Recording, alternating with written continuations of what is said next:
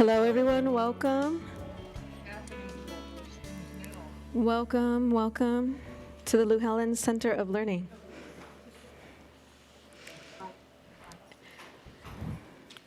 We appreciate this turnout. Thank you all for coming.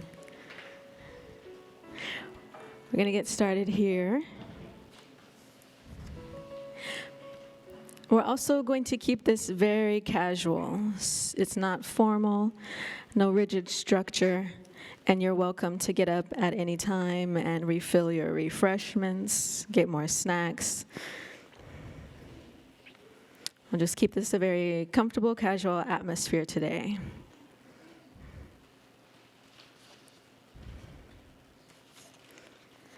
But first, I'd like to start by introducing myself, welcoming you all first. Welcome to the Louhelen Bahai Center of Learning. And introduce myself. My name is Mahara Bocanegra. I'm the program director here at Louhelen, one of your new administrators, myself. And if my co-administrator, Maria, could stand and wave. She's over there.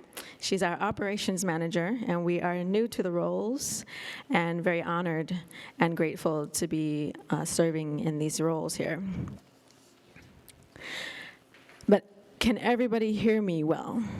Okay, get people nods in the back. That's good.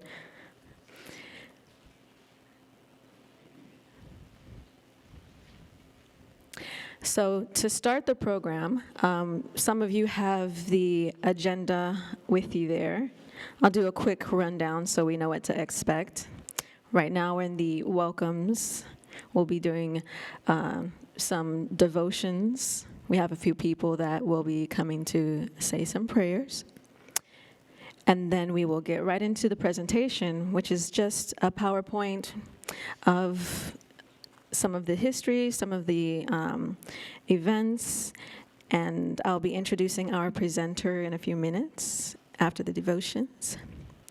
Then after the presentation, we'll open it up to anecdotes for those of you who have frequented Louhelen and would like to share some of your memories, some of your experiences, and some of your history. We welcome that. Being that I am a new staff member here, any history you have to share will help me learn more about the school. But I'd like to welcome those who are going to offer some prayers to join me up here at the front, if you would, please. We have a few people. Don't be shy. Don't be shy.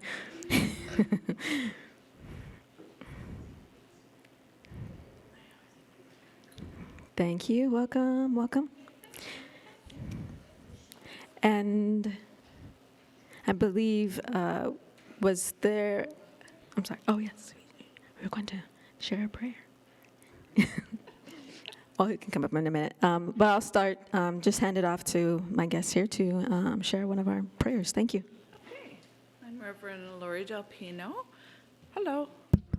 Reverend Lori Del Pino, and my husband is a pastor of Oxford United Methodist Church. There he is. You want to wave? Reverend Dr. Julius Del Pino. We're good friends of Louhelen for quite a long time, and I'd like you to rest your heart and your mind and be in a state of prayer, please. Father, you are full of grace and complete forgiveness. Help me to walk forward from this day. Thank you that right now I can enter into a new dawn, a fresh start, and new freedom. You turn the pages of my life and wash each day clean. Help me to feel that I can learn from the past in your safe arms and move on. Thank you that I can write a new story on a fresh page. With you, I find vision and hope again. May today there be peace within. May you trust God that you are exactly where you're meant to be. May you not forget the infinite possibilities that are born of faith. May you use those gifts that you have received and pass on the love that has been given to you. May you be confident knowing you are a child of God. Let this presence settle into your bones and allow your soul the freedom to sing, to dance, to praise, and to love. It is there for each and every one of us. Amen.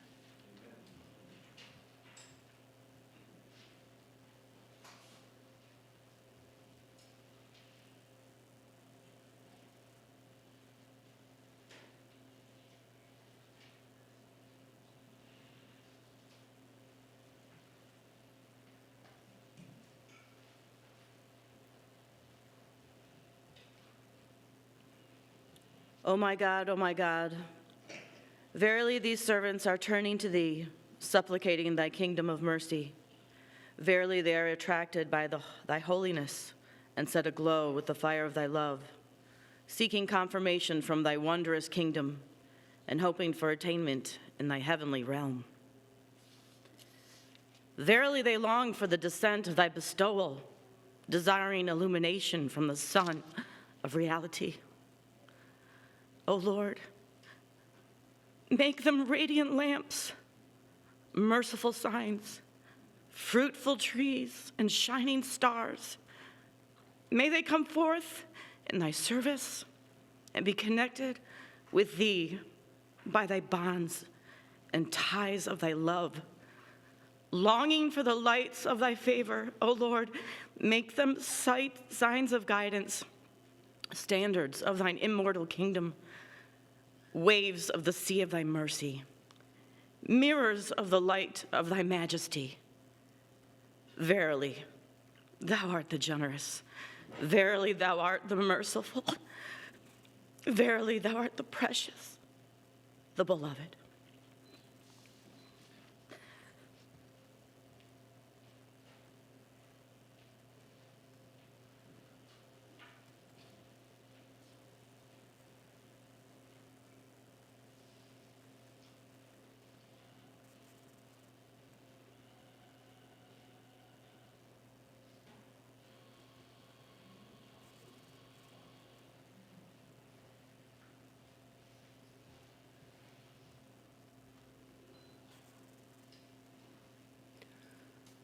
O thou forgiving God, these servants are turning to thy kingdom and seeking thy grace and bounty.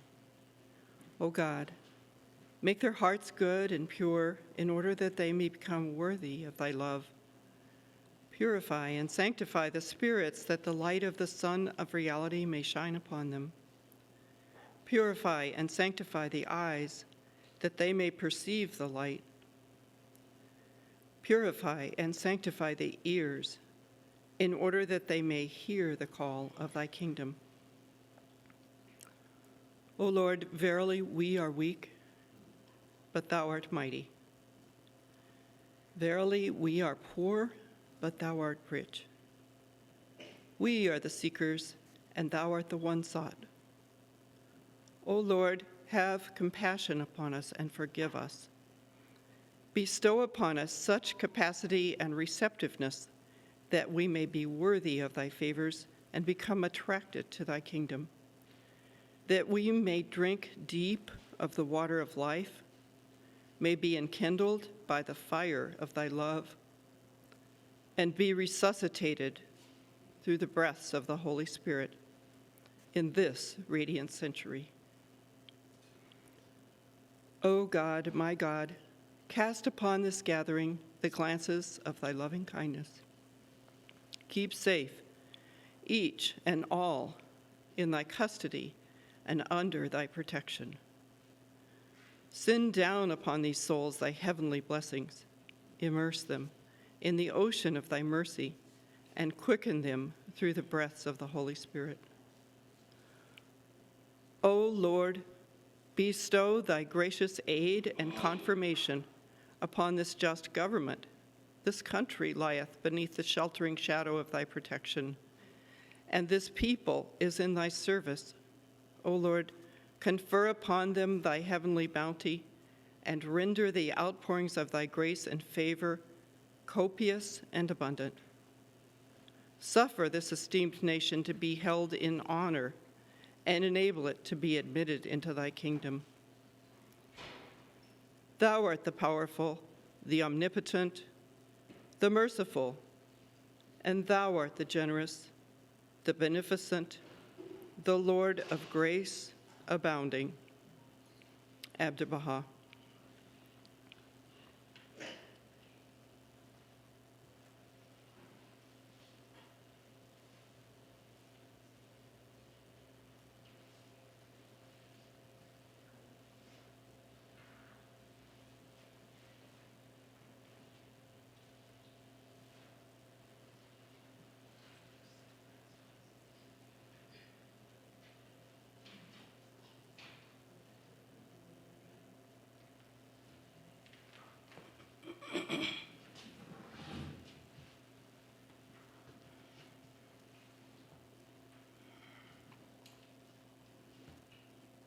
O thou kind Lord, this gathering is turning to thee. These hearts are radiant with thy love. These minds and spirits are accelerated by the message of thy glad tidings. O God, let this American democracy become glorious in spiritual degrees, even as it has aspired to material degrees, and render this just government victorious. Confirm this revered nation to upraise the standard of the oneness of humanity, to promulgate the most great peace, to become thereby most glorious and praiseworthy among all the nations of the world. O God, this American nation is worthy of thy favors and is deserving of thy mercy. Make it precious and near to thee through thy bounty and bestowal. Abdu'l Baha.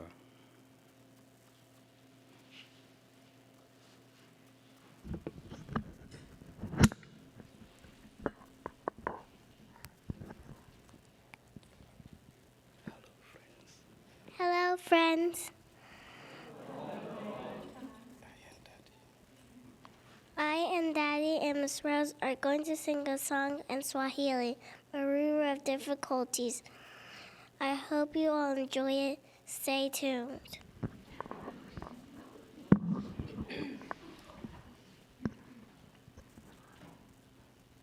Hakuna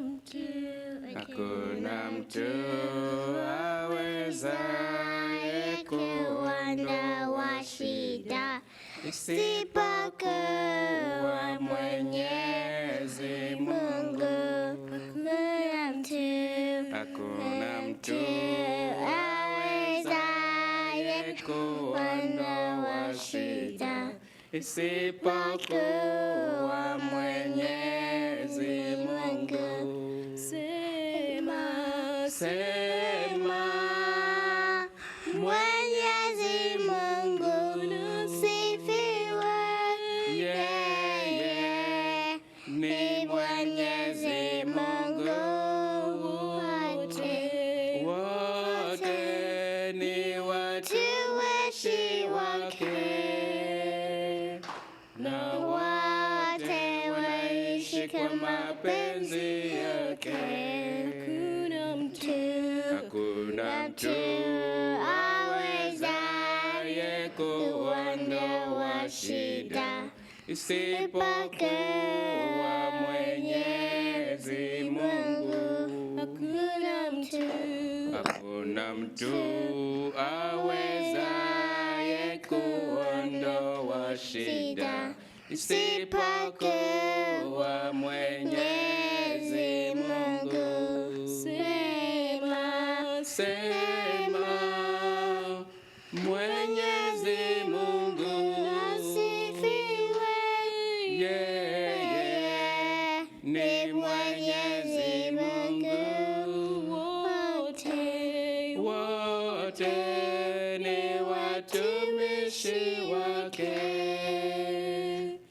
na wote wanaishi kwa mapenzi yake, na wote wanaishi kwa mapenzi yake.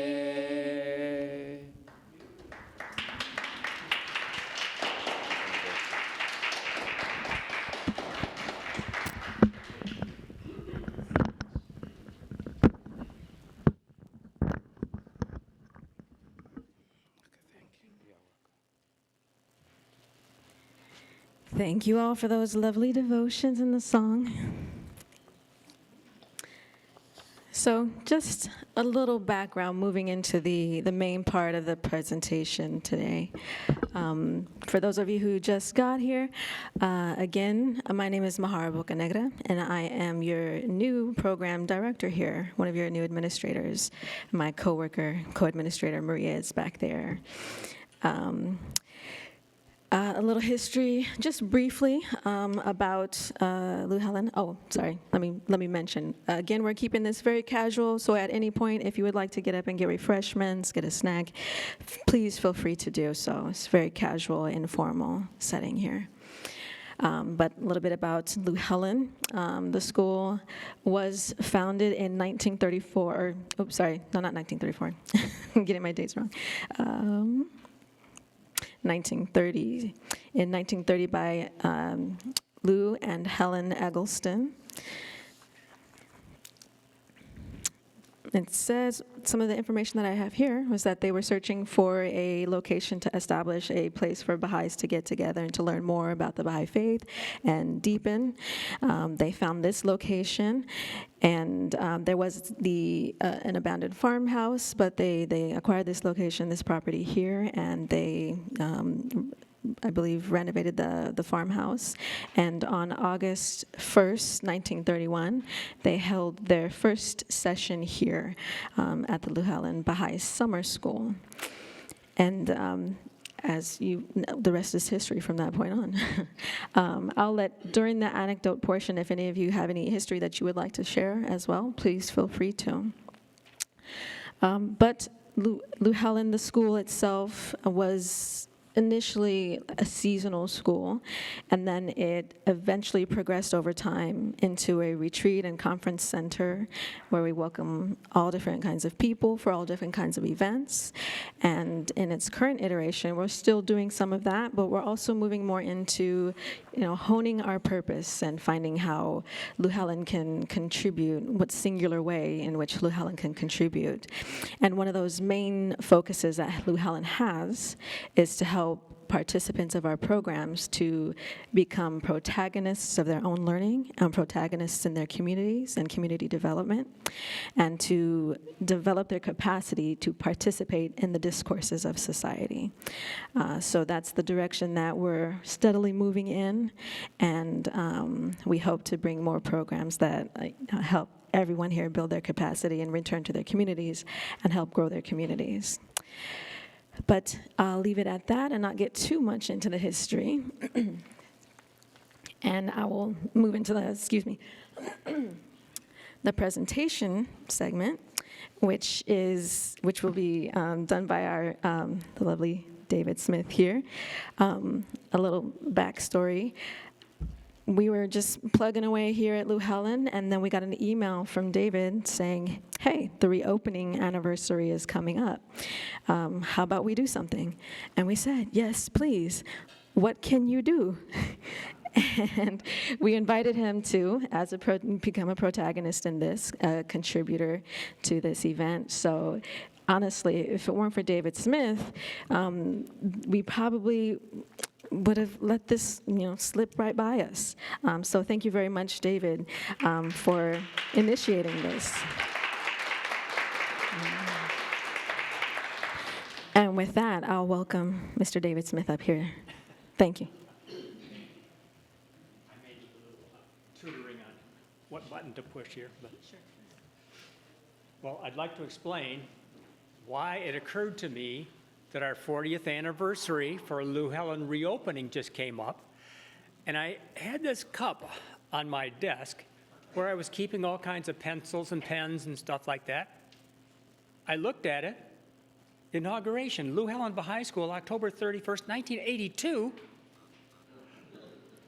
So I had to take a picture of it and email it to the staff here, and bingo, the door is opened.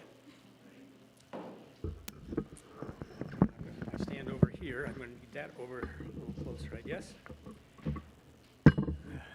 Not exactly a techie here, but I appreciate the help. It's directional. It's directional, so you gotta speak right into the mic. Oh, okay. Is this good enough? I can look that way and We'll try.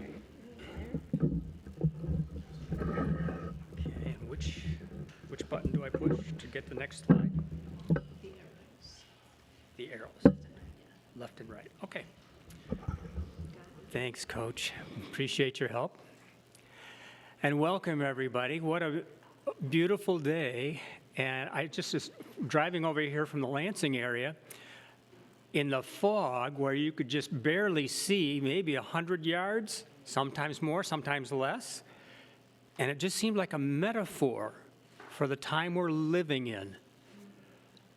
How can we see the reality of our human family all together?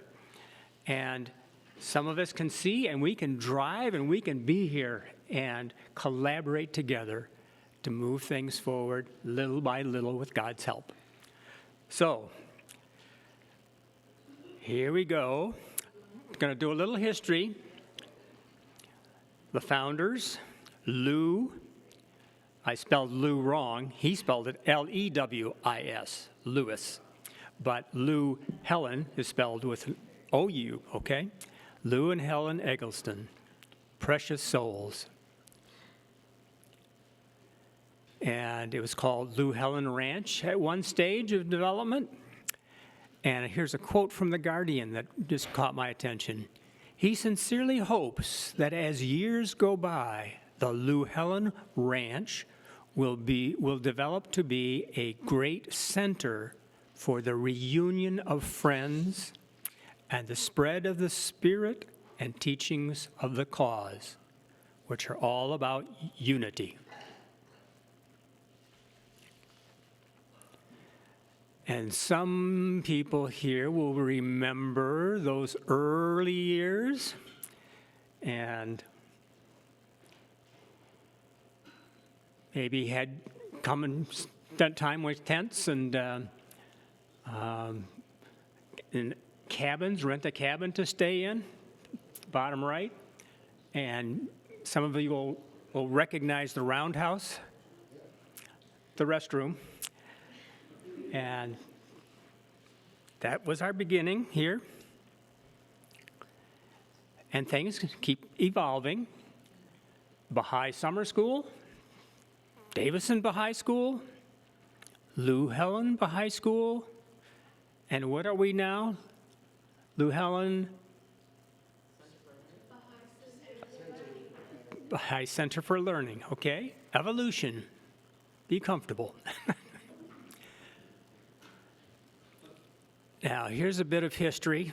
The last session before Louhelen was closed for safety reasons. And there are some people in this picture in this room.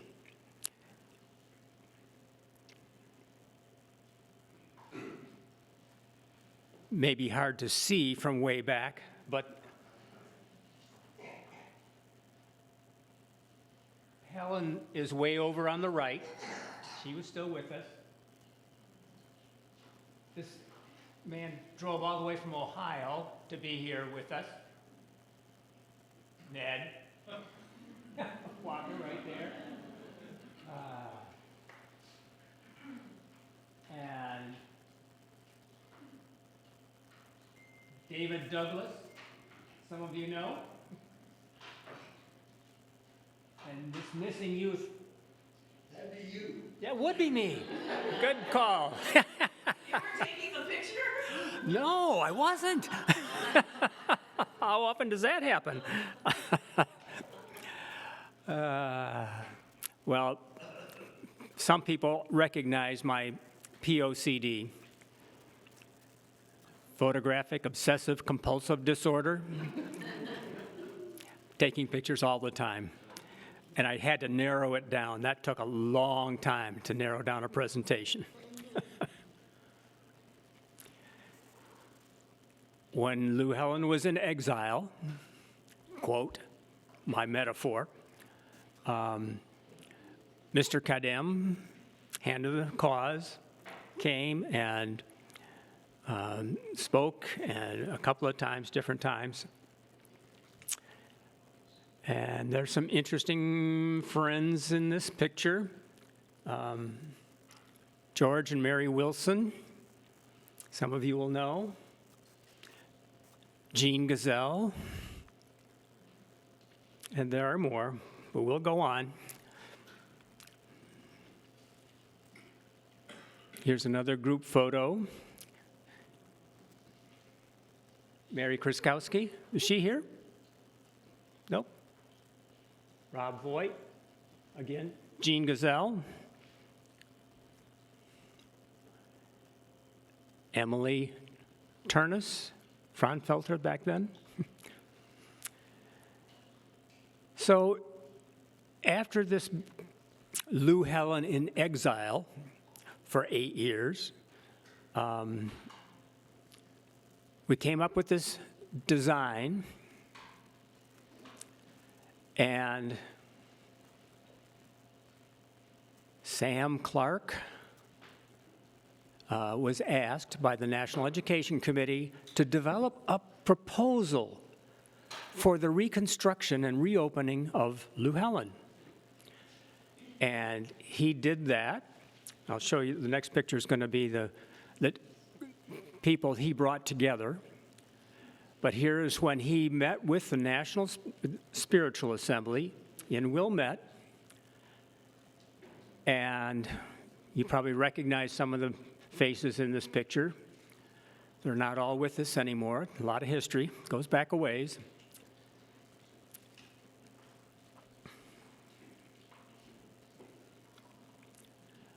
This project committee, when we asked Sam, I was serving on the National Education Committee at the time, he brought together Fred McCoy, David Pauls, Bob Armbruster.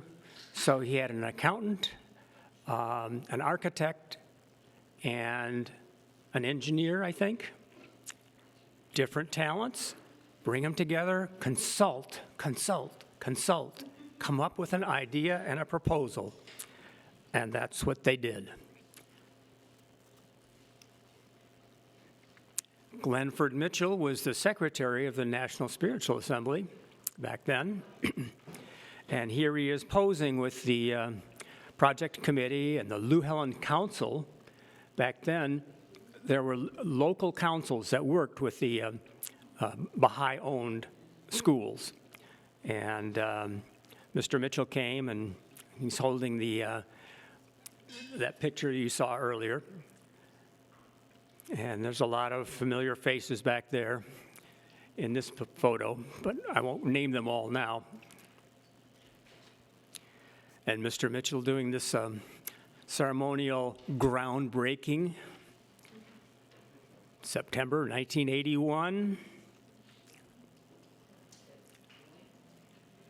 Here are a few photos of the construction process, and the gentleman seated here, Jeff Marks, was the first co-director when the school opened.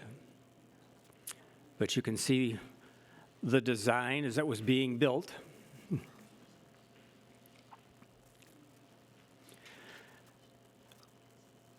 We have been celebrating the oneness of humanity literally since 1931, which is like 91 years. I did the math.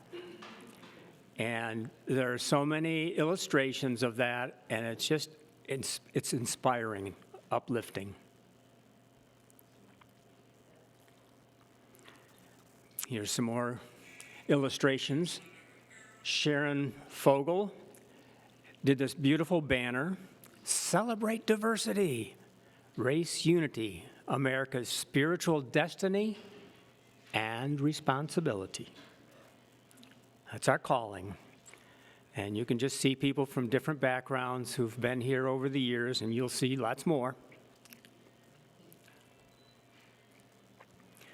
We have been blessed here on this new site with a number of members of people who have served on the Universal House of Justice, the international governing body that is located in Haifa, Israel.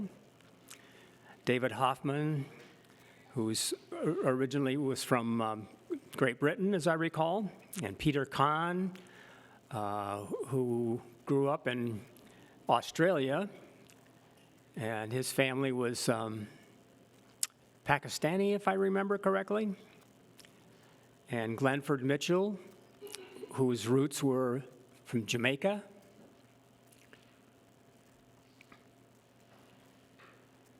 And here we have Doug Martin, who is from Canada, Stephen Birkeland, who I met in Minnesota many years ago, Hooper Dunbar. Don't know where he grew up, but I remember that he was an actor early in his career. And George Burns' Gracie Allen's show, he was a neighbor in that series. A little bit of history. And here we have Ali Nakjavani, who's Iranian, Kaiser Barnes, who lived in, I can't remember if he was African, that's where he was originally from, or he went there as a sort of a pioneer for the faith. And Hartmut Grossman, who is from Germany. So again, illustrations of people from all over the world working together to understand the problems and administer solutions as illustrated by the teachings of Baha'u'llah. And one more House of Justice member, David Rue and his wife Margaret, with some of the Louhelen staff. Might recognize a few of those folks. Closer? Oh, I saw a signal. I didn't know if I was not. That was for Yarnell. Oh, hi, Yarnell.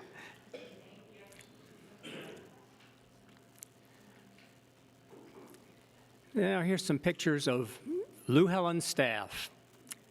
And I probably have pictures of everybody, but it would have been a 6.5-hour presentation if I showed all of the pictures. And I was told, discipline, 30 minutes. Okay, all right. I'll try. And you'll recognize some of these faces, I think. Is that Krista in the garden, top right? You are correct. Good call. And who else? Who's she standing next to? Yes.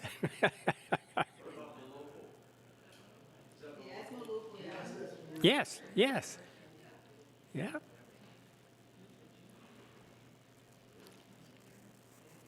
that Hermione Pickens? Yes, it is. And Amy and Jeff Marks. And Walt and Marianne Manderfield. And Bluey Deal. And he was called Bluey because he had red hair, and his brother had been in Australia, and if you had red hair in Australia, you were called Bluey. I don't know what they call gray-haired people in, never mind. What? And driving the tractor there is Llewellyn Drong.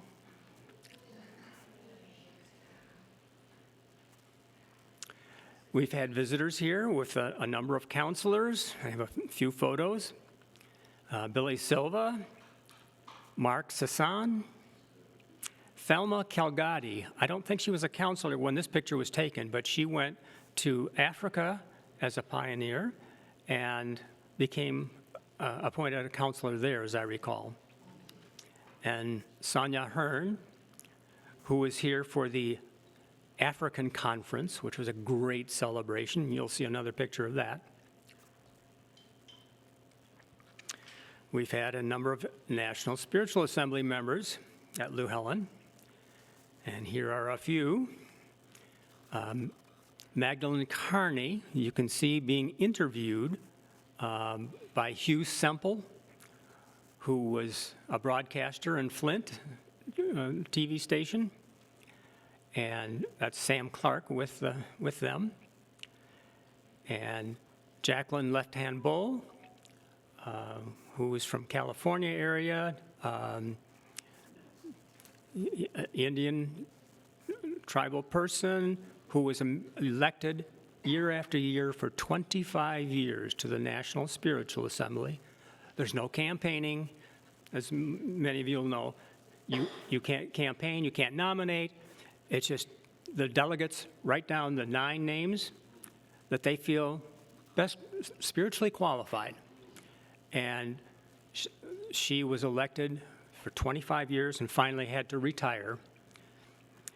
And next, in the middle there is Fariba Hagdassi, Iranian background. Erica Toussaint Brock is her official name now. She has married. And we've had a number of well-known musicians perform here. Red Grammer, who is just engaging all these children, youth, in their singing together. And then Van Gilmer, very well known as the choral director at the Baha'i House of Worship, been there for quite a long time. Joni Lincoln, she served in Haifa for many years and is also multi-talented pianist, as you can see. And Dan Seals, some of you will remember years back, England Dan and John Ford Coley. This is England Dan. His brother was Jimmy Seals, Seals and Crofts. Now, all right, getting closer to the end here, and just going to go through a few activities, events, bringing people together. And here's a group photograph of people doing a Ruhi book, learning the various principles of the Baha'i faith, and, so we can deepen our understanding and how to put these principles into practice. And you may recognize Karen Martin, who was a director here for 3 years or so. And there's some other familiar faces. Your wife. What? Your wife. Oh, yeah. She didn't work here, though. Good eye. Thanks, Emily. Oh, yes. Let's go back. And Krista, is she from, where? Dominican Republic. That rings a bell. And Alan's from Michigan. Wonderful, wonderful family that they have, too. Again, diversity and unity. And another event, Youth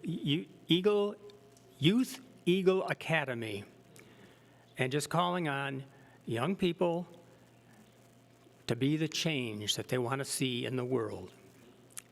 And Gordon Naylor, who is speaking on the right side there, he from Canada, and he was the organizer of the Eagle Institute, I heard it called. Okay, almost there. Institute for the Study of Global Prosperity. Again, bringing people together, young people often. What's your calling? what do you need to do? How can you do that in an effective way? It's all about learning, and we just keep learning. So the Institute for Study of Global Prosperity was one of the events.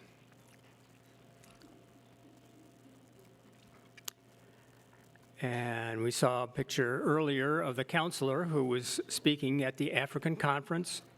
And this was just brought a lot of people. I want to say, were they refugees who came from Africa for this conference?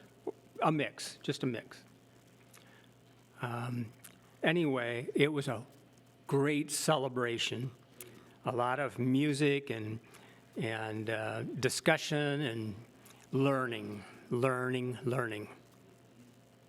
far as I remember with the African conference, we did have refugees from Congo, Tanzania, and Zambia, mostly the Congo region, if I remember correctly. That's sort of what I remembered too, but I don't think it was exclusively. Was there another comment? Oh. And last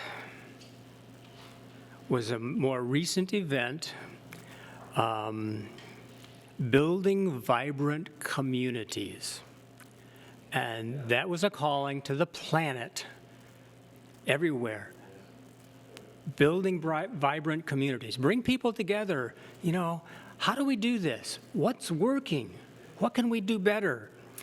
And you might recognize this gentleman here from Oxford. And he, I don't see if you were here, his wife was here?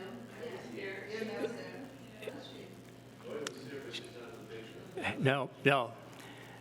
I wish I could have showed 1,000 pictures and I'd had everybody in, but I was limited, so. Okay, if I hit the limitation. And that was the last slide, and thank you.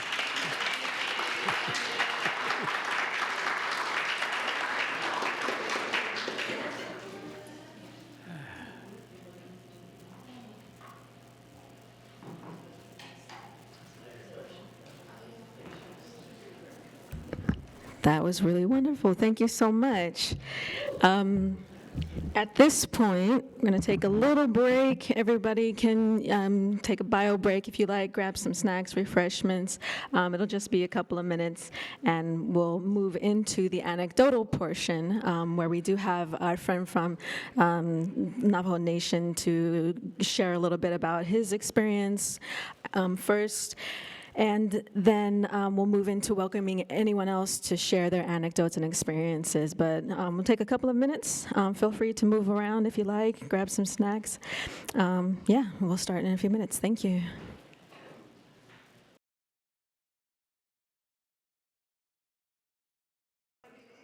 We'll be starting the anecdotal portion with Wayne Wilson, a member of the Navajo Nation. Thank you all. Still, feel free to move about. But yeah, I'll hand it over to Wayne, and you can. Get on right now. What's that? Yeah. Yeah, hey, that's a kid on a thing. She the nebekea down on sha, but I need slido to here clean that's a ja. To the genie, that's a chedo, it's not Jenny, that's a nulle. I let the nebekea down on sha. Greetings. Hello, everyone. My name is Wayne Wilson. I'm a Folded Arms clan, born for the two waters that float together clan. And Bitter Water is my maternal grandparent, and my paternal grandparent is Blackstreet on the Running Tree clan. I'm from Pine Springs, Arizona, and that's where I came across the faith. So I just wanted to let you all know that I'm also a student here. I was a student here at this residential school. It was called Louhelen Bahai Residential School when I was here. So just kind of to share with you a little bit.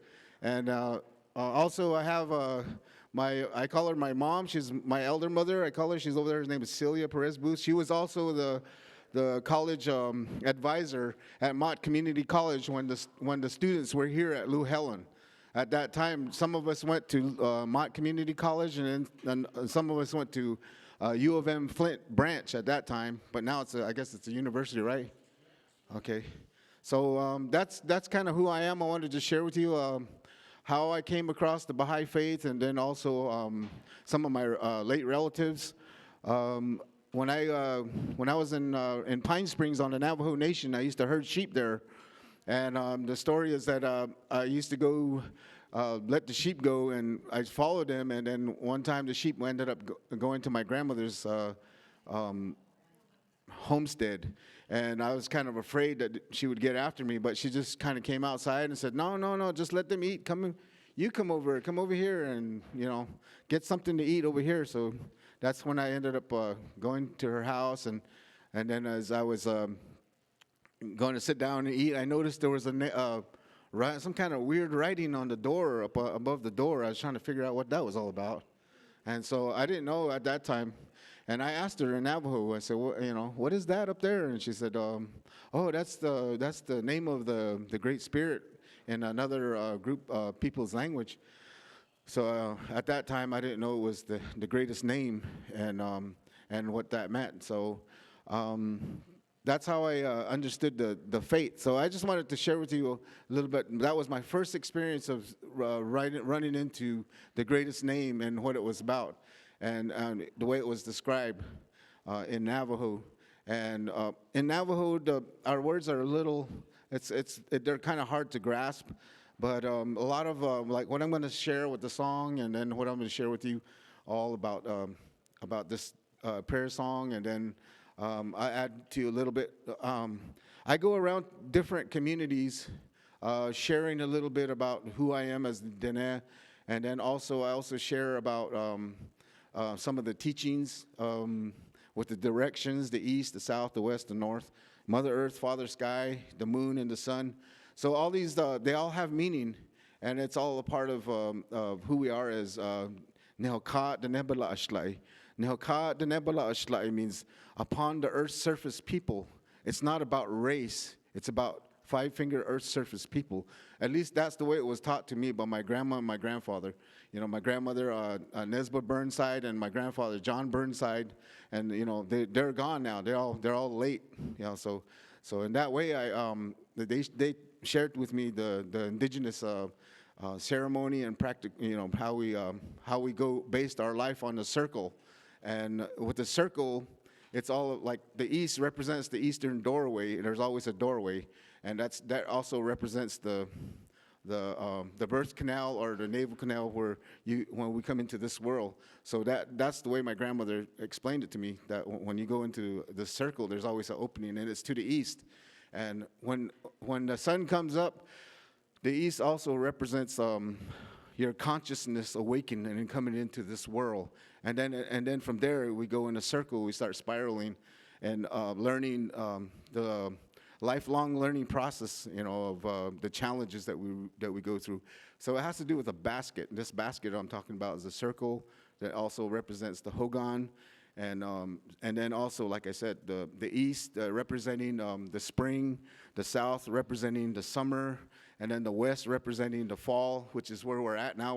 We have kind of like gone in that western direction where everything is the leaves are changing. So we're in the fall season now.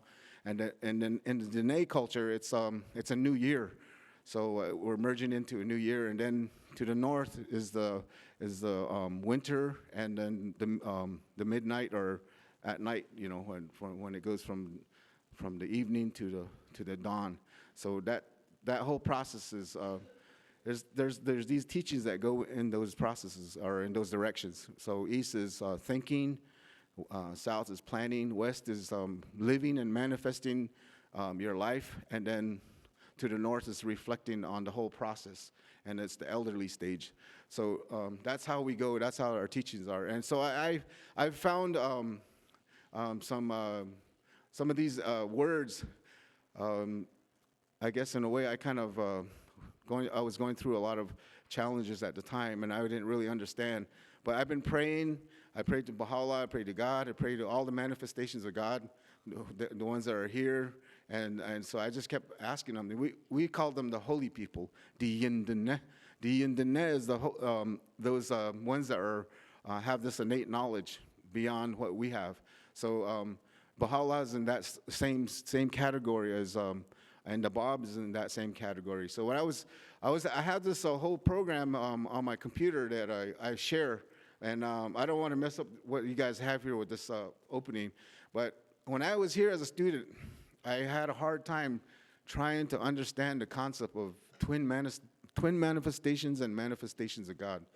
It was the hardest part. The reason why was because when I went to school in a boarding school at Pine Springs Boarding School, and then also the Fort Wingate Boarding School, I didn't know that there was a concept of limited English proficiency or English as a second language. That concept didn't exist back in the 70s. So I was being labeled as a retarded person. So that was a violation on my right. So, and also all these other students' rights. So it goes all the way back into the 1960, I think it was 64 Civil Rights Act. So it has to do with that, and it also has to do with the Lau versus Nichols court case with the Asian people and their language. So when you start getting into that, you're starting to deal with language, and then also your rights of language. So and as a Dana, I found that my uncle was a Navajo code talker. He was one of the original 29. So he used the Navajo language to help within this conflict. So he always felt bad about it, but he shared with me a lot of wisdom, and he said there's also other medicine men that talk about it, that there was first talking God. Okay, now we're starting to get into this whole concept, but what I want to share with you is a prayer first before I start talking about this stuff, because this language is part of it. So just bear with me. So. Kado hajoro le diin lini diin yot diin jopat lini kon enda ha shada na kons ni do ya ni to ya tija shit kha diin lini kon na san shmado ya tija shit kha diin lini jona na da also nilchi diin lini hon allik ego hon citizen behadet egi kon di Bahai is the nidlini benache hon citizen hon jodi le hat khali do be na hon Baha'u'llah do the Bible ye citizen be bedes e hon be nantin hojon yat e ben sa kes ben hinat be halon e be yat e kon do in na do se senol yegi e be khije bin ye kon ko adi citizen hon di Louhelen Bahai school o ye be nache ko enani na shadow kon ko hojon yat e chin ado le lobo bin ses kes do le shidi lini aro on jone in hilak es la hon e be hon he dagi hojon do he kere hojon he ket ate hojon ni tit aje hojon also hinago hojon do le shidi lini hon di yot e on basen atle shni Heavenly Father, Creator, Almighty, thank you for this time. May it be beauty before us, beauty behind us, beauty below our feet, beauty above our head. May it be beauty all the way around. May we walk in beauty. All is beautiful, all is beautiful, all is beautiful, all is beautiful. Oh my God, unite the hearts of thy servants and reveal to them thy great purpose. May they follow thy commandment and abide in thy law. Help them, O God, in their endeavor and grant them strength to serve thee. O God, lead them not to themselves, but guide their steps by the light of thy knowledge, and cheer their hearts by thy love. Verily, thou art their helper and their Lord. Abdul Baha. Ahu.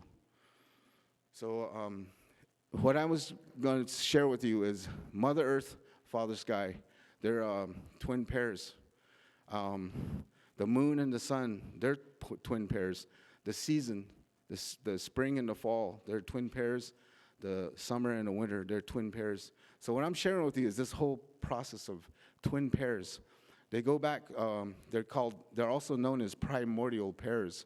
And in some sense, we as an individual are the makeup of twin pairs. The twin pairs is our mother and our father. They travel together. So as we are one people, I say one people, so what I'm trying to share with you is, this is your mother, this is your father, this is your grandma, and this is your grandfather, or vice versa, your grandfather and your grandmother, depending on what gender you are. And then your thumb represents you. So that's who we are. That's why my grandma and grandfather said, We are upon the earth's surface people, not race, just people. So that's the main part of what I'm sharing with you is this primordial pair, akhet na ashe. That word was almost lost. I rediscovered that word, and that's the reason why I'm sharing with you. It verifies twin manifestations of God. So it took me a long time, and when the Baha'i faith came through my community in Pine Springs, it was in 1962. They had a council fire in my community, and then a lot of my relatives became Baha'is. But what had happened was the Baha'is never came back.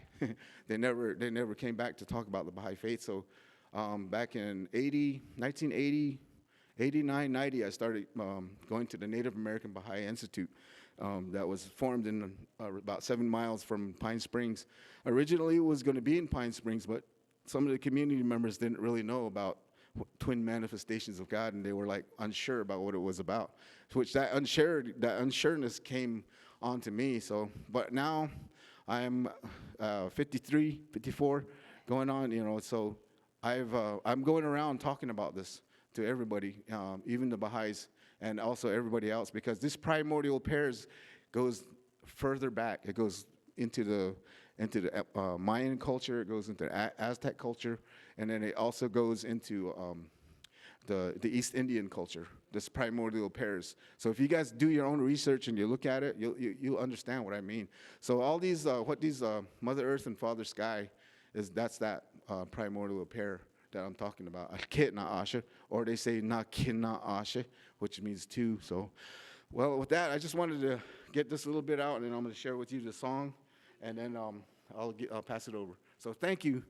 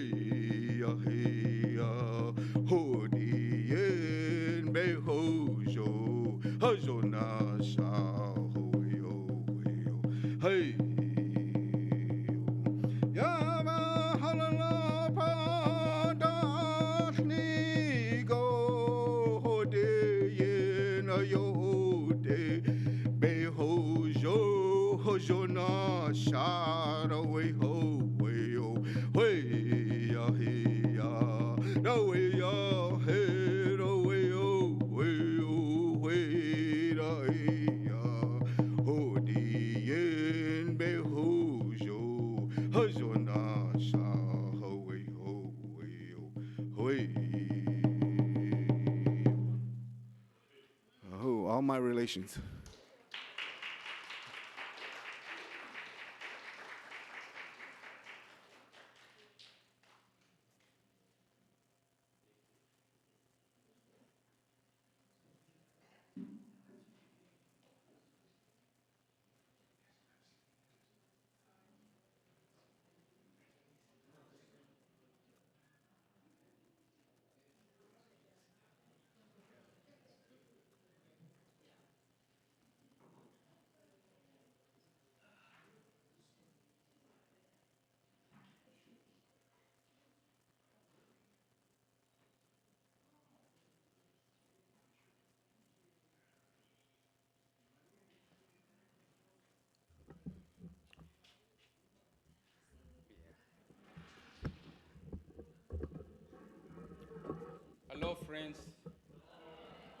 Can you hear me? Yes. Okay. Okay. I'm going to play a song. This song is inspired by the writings of Baha'u'llah. It's about the oneness of mankind. Like when you meet someone, you have to recognize that person as is a person like you. Regardless of what color, what race, you just have to make sure that in your mind that is a human being. Right? Yes. And you have to interact with that person in a spirit of friendliness, not as seeing a person as a stranger. And in the writing it says that we are the fruits of one tree. We are the leaves of one branch. We are flowers of one garden, right? So these are the principal teachings of Baha'u'llah, and we have to put them into practice. It's the responsibility of each and every one of us to implement these teachings, to put these teachings into action. So this song is just about that. It's just reminding us what we need to do.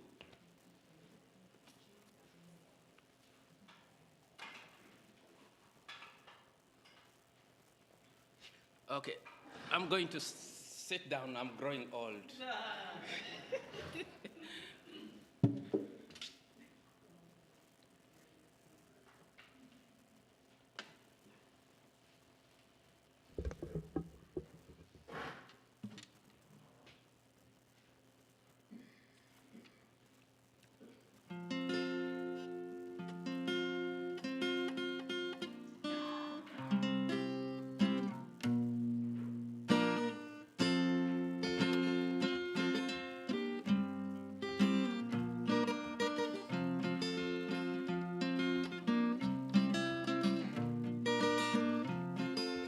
Kasawe ame o people Bahá'í.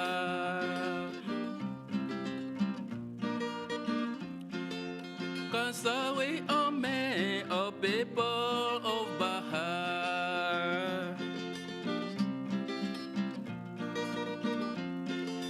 In a spirit of friendliness.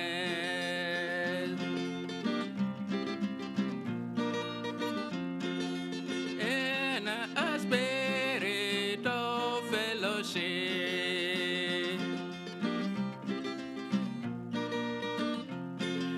Consolwe ome o people Bahá'í.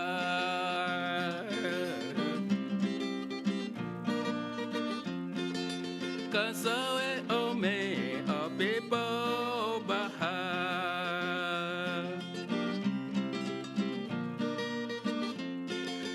Consolwe ome o people Bahá'í.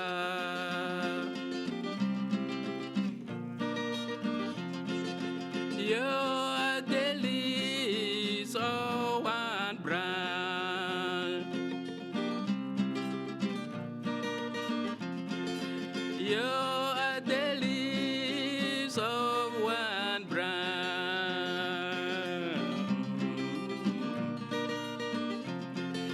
You are the flowers of one garden.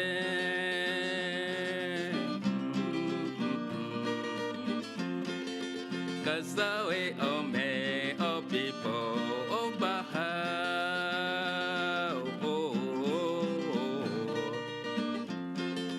Cause the way of me, oh people of Bahá'í.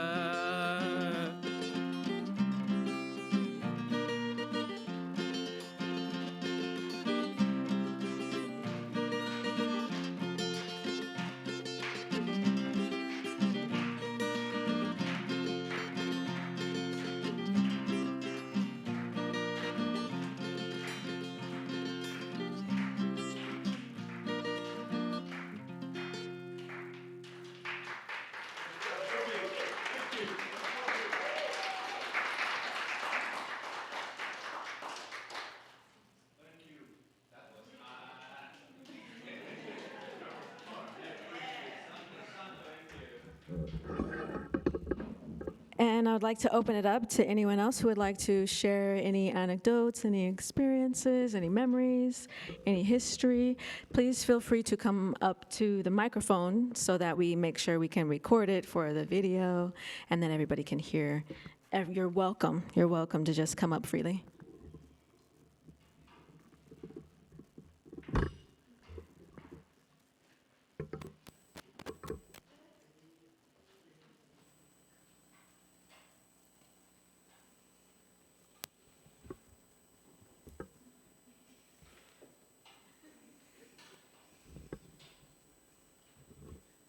Thank you. Thank you. Aloha, friends. I'm CJ, and many in here, I think, know who I am, and then there's a lot of people who perhaps don't know who I am, but I think it was about 4 years ago, Maria, you can correct me if I'm wrong, that I started investigating Louhelen. And it was my great friend Fred Kester, I'm not sure if he's in here, he said one day, he said, you should perhaps investigate Louhelen. It seems like there'd be some kind of spirit for you there. And I drove here the very next day independently. And I observed the grounds and I could feel the energy. I knew there was something special about this school. Now at this point, I'd only been a Baha'i for maybe a month or two. You know, it was very early on that I was a Baha'i when I could feel the energy already around the unification process for which was underway. And I knew that I had to follow that path. I just knew that I had to follow that path. And so I started being of service. I held a conversation with Maria in the bookstore for maybe about an hour, 2 hours, who knows. It was a call of justice, you know, it was a big call of justice there from her home country, our home country. And I said, well, if these courageous conversations are going to continue to happen, then I'm going to continue to be here at Louhelen. And so I continued to come. I continued to be of service. I was of service at the African conference where our great friend Toby was, you know, where there was a lot of our youthful Swahili speakers. And we had some great dances where we were there too. It was the great bongos of peace from the Congo is what I have now called it in the writings for which I'm amidst currently today. I've been writing an allegory that's hopefully deeply spiritual. And then I was here for the Iranian conference, and I saw the application of the 12 principles of Baha'u'llah, specifically science and spirituality. What a difference a school can be for the education of our youth when we apply the principles of science and spirituality. How we can then dive further into metaphysics and parallel universes and believe that it was originated by God from the start. And then I was here for the junior youth group programs and the teachers conference, seeing 50, 60, 70 teachers from all across the entire country of the United States here, right before COVID. Right before COVID. We had that many Baha'i teachers here at Unity Hall. Perhaps David Smith took that picture.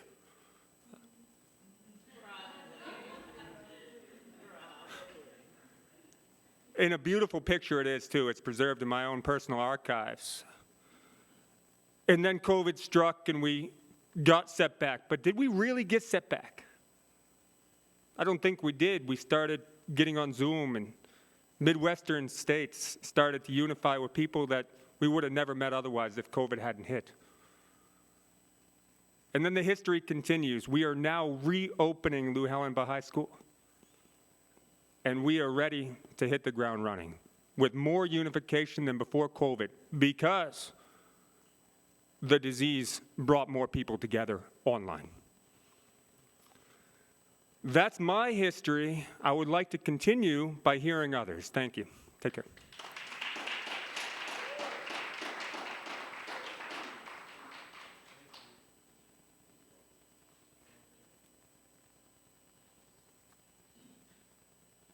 I wanted to dedicate my memory to Mulopo. Some of you will remember Mulopo. and he's very, very, very special to Dr. Del Pino and myself. I think it might have been 2015 we first met him. Good, I'm glad you're coming up. We first met him in 2015. That's when I was ordained as an interfaith minister. And part of the ordination included going to other places of faith. And we came here, some people would call it cold calling. We didn't call ahead, we just knocked on the door and came in. And Malopo, I think Maria, you were here. I think, yeah. Yes. You just arrived, okay. And Malopo was so kind. You were both embracing and kind and caring and loving towards us, and, very patient. And we were just embraced. And part of the reason why this place is so special to us is because our dearest cousin, who we are very, very close to, who now lives in Canada, she lives in London, Ontario. She is Bahá'í, and she tells the story of how she started working in Georgia and how she didn't know anyone, and she was a teacher, and the person in the next portable to her was a Bahá'í man. And she said, I've never felt so much love from one person when I was so, so, so lonely, and I had no one down in Georgia, and he really embraced her and loved her and invited her to different events, and she met her husband at one of the Baha'i events. So Malopo, I miss him. I love him. We grew to love him very much. He gave a very special gift to Julius, and I know his wife. I love his family. I haven't seen them since his passing, but I would love to do that. So that's how we first started coming here, and we view this as our second home. I knew it was my second home when I started making the coffee. I just started making the coffee. I know where everything is, so thank you. And I'll let Julius speak now. Dr. Del Pino. Yeah. No, I won't. I remember those days coming here early on and coming with you and seeing and participating in many significant events that you've had here. I think that every time I come here, my soul is uplifted, and I feel encouraged and empowered to go back into the world to address the injustices of racism, of sexism, of classism, and I think the Baha'i faith does that so well. Yes, I'm a United Methodist pastor, but let me tell you, I've learned a lot from the Baha'i faith. And my first connection with the Baha'i faith was when I started attending in the evening, on Sunday evenings, when I was going to graduate school at Northwestern University. I would go Sunday evening to, is it the Temple in Wilmette? You would find me there every Sunday afternoon.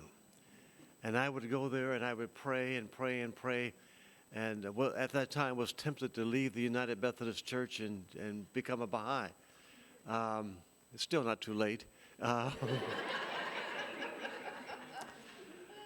But I would spend every Sunday afternoon there. And that's where I began to understand your philosophy, your theology, your way of thinking, how you address injustices in the world and the risks that you take to do that. I know about that. I know about you doing that. You take risks to really uplift people, to bring people out of the darkness and out of oppression into freedom. You do that through reading and through intellect and through scripture and through singing and music, because we had representatives, people from here, to come and sing and to perform at Grand Blanc United Methodist Church. Did you know that? And Lori organized that. She brought a group there for several years in a row, and you touched the lives of Methodist folk, many Methodist folk. And then one of the events that you had here, we brought a group of people here from Oxford United Methodist Church, where I'm now pastor. And guess what? They still talk about that event, which means they were listening, and we Methodists have not been very good at listening.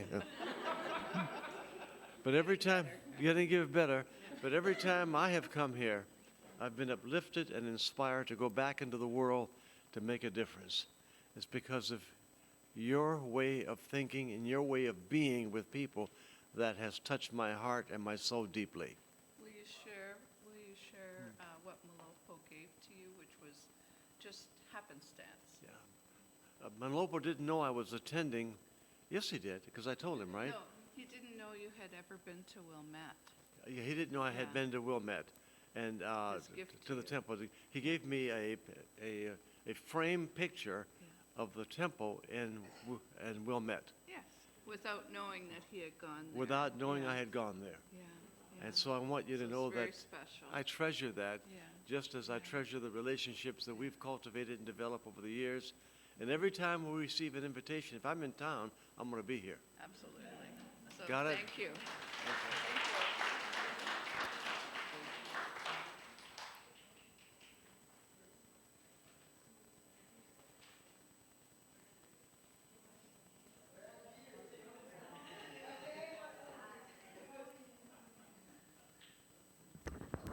See? Okay, how do you put it back in? Okay. Hi, I'm Krista Suggs. I think the first time that I came to Louhelen was in 1968. So that was a while ago with my husband. And I was at the time, I think I was pregnant with my first one. So, and I pretty much came regularly until they closed things down. And I remember all over there, the cottages down the side, and I remember the bathroom and the shower area. And I remember above what is now the gym, there used to be dorms up there where you had a whole bunch of cots in a room, and we all used to, well, that's where we spent the night. Anyway, and the farmhouse is where many of the meals were prepared and served. There was an addition coming out, which has been removed since then. That was the dining area.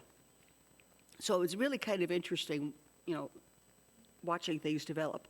I got involved with landscaping as a volunteer back in '82, before the opening, and we brought bunches and bunches of stuff up. Initially worked with the person that National sent, and got the stuff planted that he had arranged to bring here. And then over the next couple of years, we brought a lot more things. So some things were kind of interesting.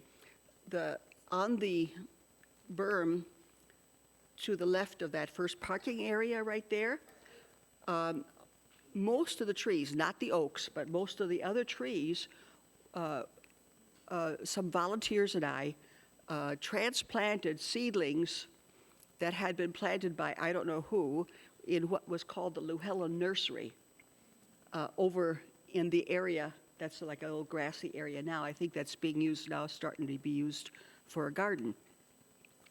And they were, about like that. And what's really amazing is that the majority of them survived.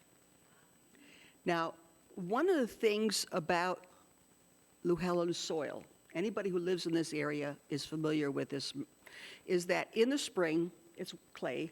In the spring, when it's wet, you can lose your boots in the muck, okay?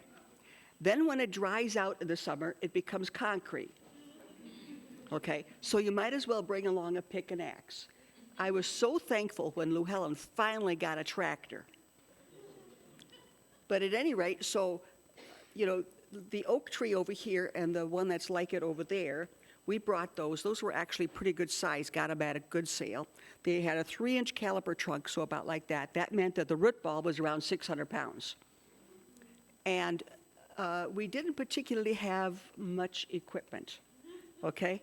So that meant a combination of using a toe strap on the woo, plus pushing it with the feet and pulling it.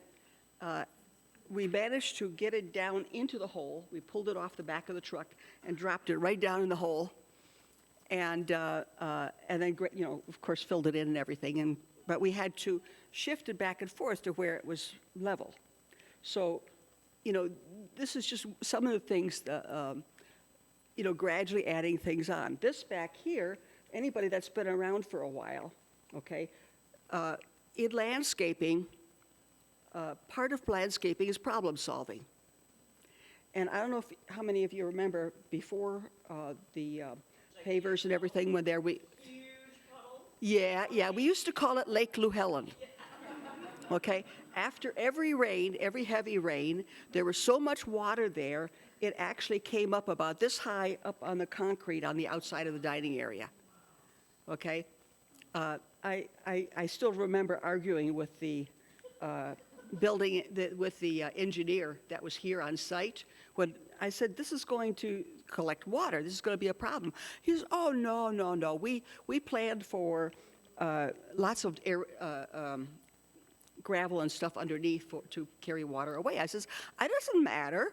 If you put 4 inches of Michigan clay on top of that, water's never going to get down to that. And that's what happened. I am very thankful, however, that the drain pipe that we put in the middle, going all the way out in the back, has not yet clogged. So, but, everything has been a work in progress, Some things seemed like a good idea, and some things, well, we had to change, okay? Originally, if you remember, the patio was concrete squares with 2x4s separating the squares. Over time, well, wood does what wood does. It starts to have problems. So it started to pop up and all kinds of things. Eventually, we said, okay, that's got to go. By that point, I had my own landscape company. So we put in a proposal, and my crew came up here, and we put the pavers in. At the same time, Louhelen also had somebody come in, another company come in, and they were putting in those, I think they're called scuppers or whatever, to collect the rainwater. Because up until that point, all of those little rectangular things just dumped the water right down, which you can imagine the predicaments. You really don't want water dumped down right next to a building. Very bad architecturally, maintenance and everything else. Anyway, so originally, they were only going to do over there. And then, but because we were doing the project along here, I says, it doesn't take any extra work, hardly at all, to just, before we put the pavers down, to put in some pipe. And so we ended up doing that, and that facilitated getting all of these down into pipe, so you don't have all that water from the roof dumping down. But this is some of the things, the challenges, all the various things that had to be dealt with here. And, you could go on and on and on. There's this project and this little thing, but problem solving. And that's part of life, and that's part of the growth of every community is problem solving.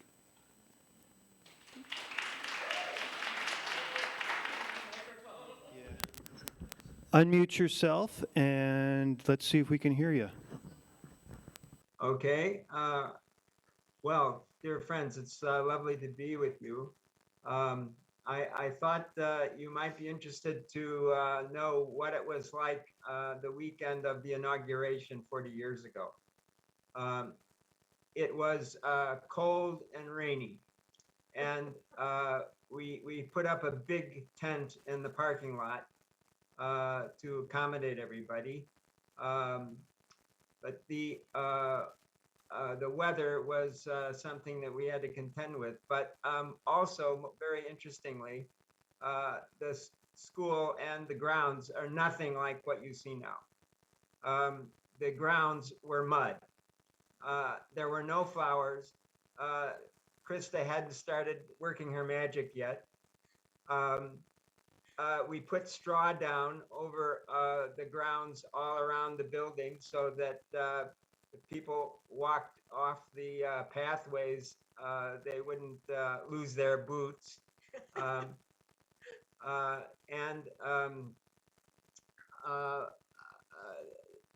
Also, the facility, although it was probably, say, 90% done, wasn't completely done. We didn't have any artwork up. We were thankful that we had the carpets down, which were industrial carpets everywhere, and that we had furniture. and that the walls were painted, but it was, in terms of compared to what you have now, quite barren. Our first guest was Dr. Firuz Kazemzadeh, who was, of course, member of the National Spiritual Assembly, and he was giving the keynote talk at a restaurant in Flint Saturday night. It must have been, say, around 4:30 Friday evening. He came in. Hermione registered him and gave him his key. He went off to his room, and about 5 minutes later, he came back and he said, "Do you have any coat hangers?" Well, we looked at one another and realized we had to send somebody off to Dort Highway right away to buy several hundred coat hangers, wondering where in the world can we get that many coat hangers on a late Friday afternoon. Somehow we managed to do it, but that will give you a bit of an insight into the state of our preparations. We tried to think of just about everything. We pretty much got there, but not quite. So it was. Can you tell us who you are? Oh, sorry. We missed that when we were changing the TV. Yeah, Jeff Marks, my wife Amy, I, along with Bluey Deal, were the co-directors.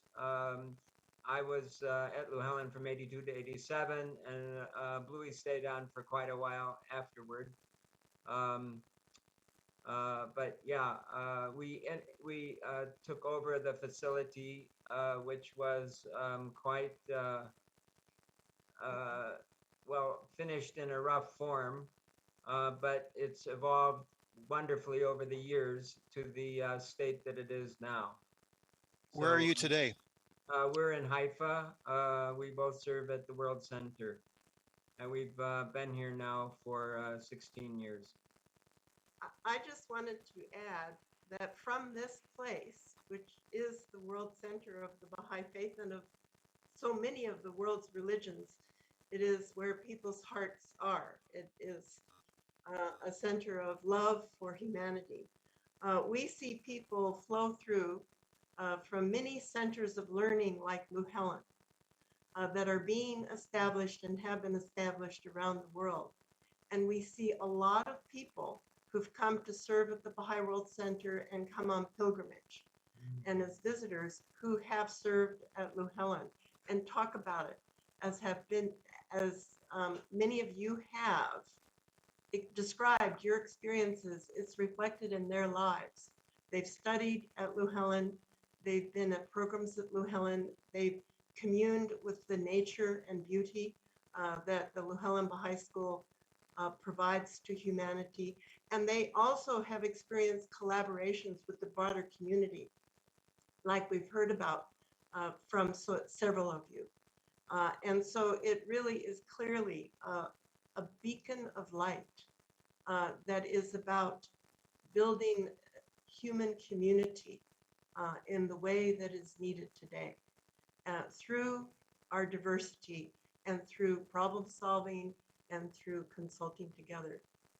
And Jeff's story, you can imagine the kinds of consultation and problem solving that was going on in the urgent days of the inauguration and in the first stages of bringing the facility you know now to where you have it today and are carrying it forward. We're deeply touched to be included in this. Thank you. Paula, you're up. You can turn your camera on now, Paula. Trying to do so. It says can't start my video because the host has stopped it. So I'm trying. Stand by. Start video. Paula. Can you permit my video? Oh, yep. Here. Try that. Start my video. Thank you.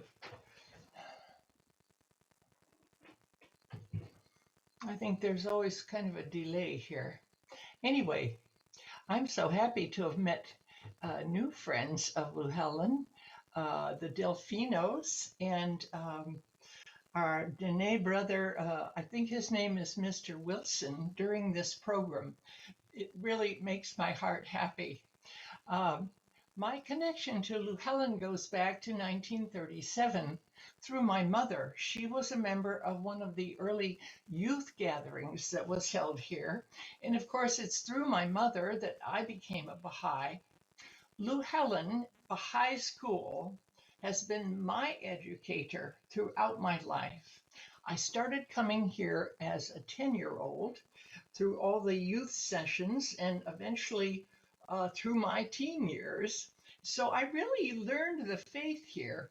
And I think it was because of the experiences I had here with people of Persian background and many Black people that I declared myself at 15 because here the unity was lived. So I've continued to rely upon Louhelen as a source of my adult education. I think my next stage was serving on the Louhelen Council, I think from 1976 through 86 when I went off to Ottawa. And that was during part of the period of being off campus when we would have to find a location every year for the summer school. That was very fun, traveling around the state. And then, of course, through that period of the inauguration, I remember very distinctly and welcoming Jeff Marks initially, and of course, his co-director Bluey Deal eventually, and as a council member working with them to launch things. And so Louhelen has been part of my life and my heart since before I was born. How was that? Well, this was such a surprise. I received an email message yesterday stating that this event was happening. And I thought, if there's any way possible, I wanted to be here.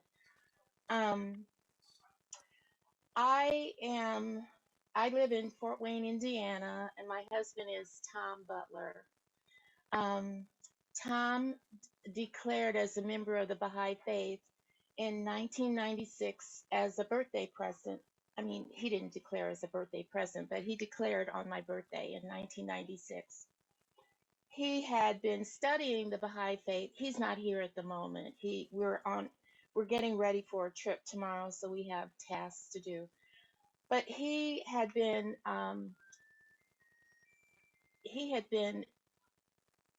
studying the Baha'i Faith on the internet for maybe 5 years, unbeknownst to me. He didn't want to disappoint me if he didn't become a member of the Baha'i Faith, but he did. And because we are 3 hours south of Louhelen, that became his classroom. We were at Louhelen at least once a month after he first declared. And there were so many wonderful speakers. We fell in love with the staff there, including Barbara and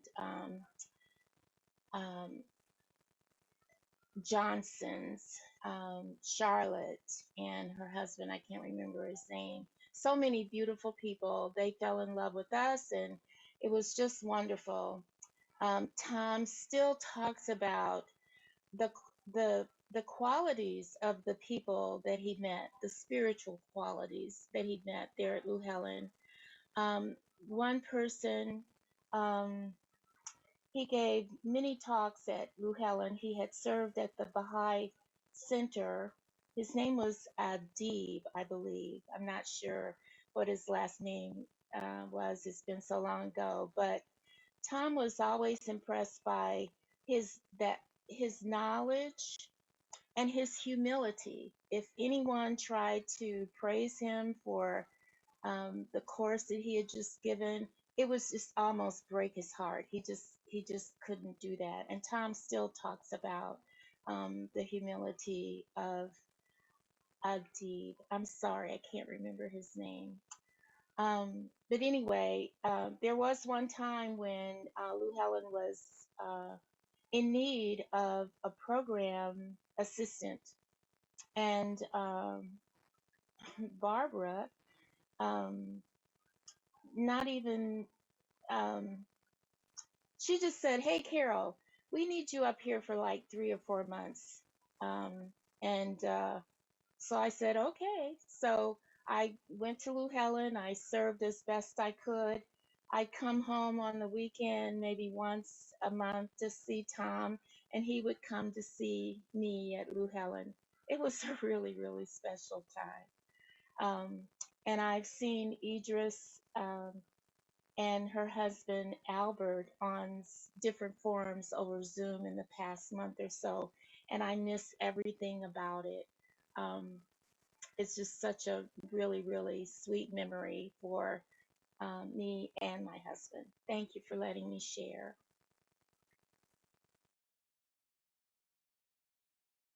Hello, friends. All right, so yeah, when the heat or the air conditioning would come on, we had these vertical blinds. So you'd be trying to have a prayer or a program, and the heat would come on, and the blinds would start clattering and making a bunch of noise. So they had to be like tied back. But yes, I remember the industrial carpeting. And actually, I was at Detroit Bahai Center, and we still have some of the chairs.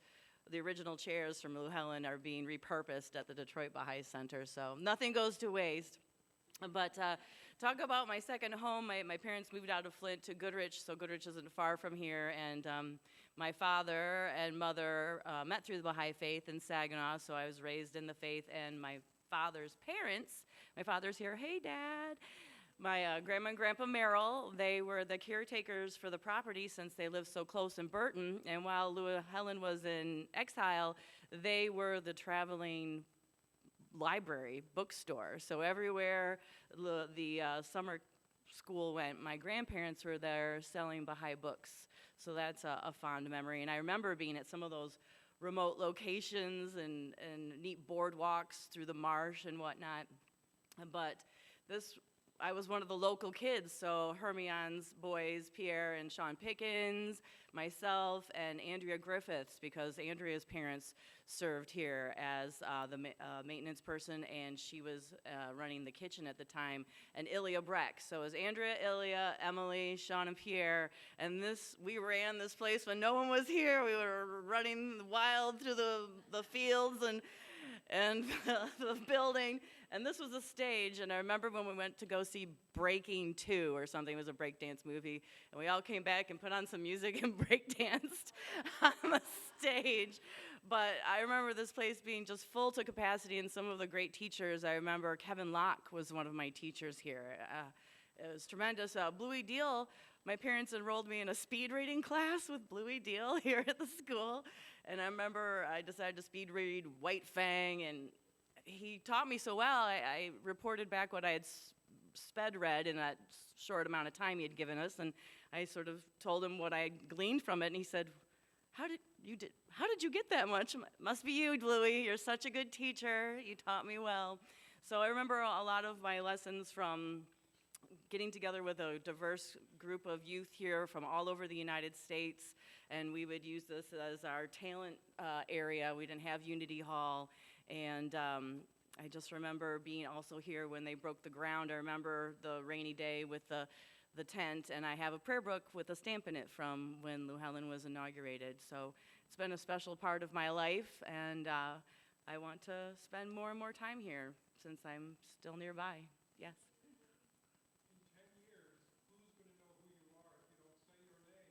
Oh, my name is Emily Rose Merrill, and I am the granddaughter of Marion and Herb Sr. Merrill, and the daughter of Jane Zender Merrill and Herb Merrill. And it's thanks to them that I'm here.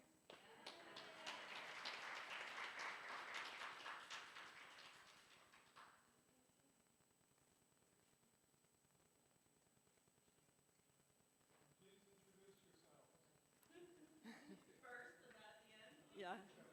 Hi, I'm Roxy Shell, and with me is my son, John Tempe. And you talk. That's not fair if I'm crying and then you're crying and we're all crying. Yeah, pretty much. Sorry? Oh, okay. Thank you.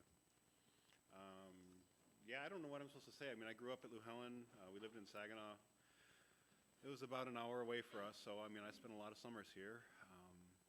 I guess the primary, oh, that's my dad. Crashing the party. I guess the function Louhelen served in my life was it was a refuge of sorts. I always remember, unfortunately, I remember it the negative way, but I always remember leaving here and going back into the real world and thinking, wait a minute, something doesn't add up here. This isn't the same. And at the time, I kind of thought of it as kind of fantasy.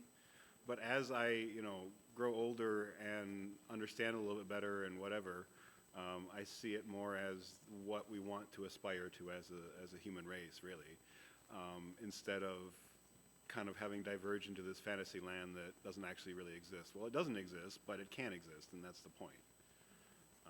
Yeah. Right, so now that I'm over my crying, sort of, we'll trust that I am.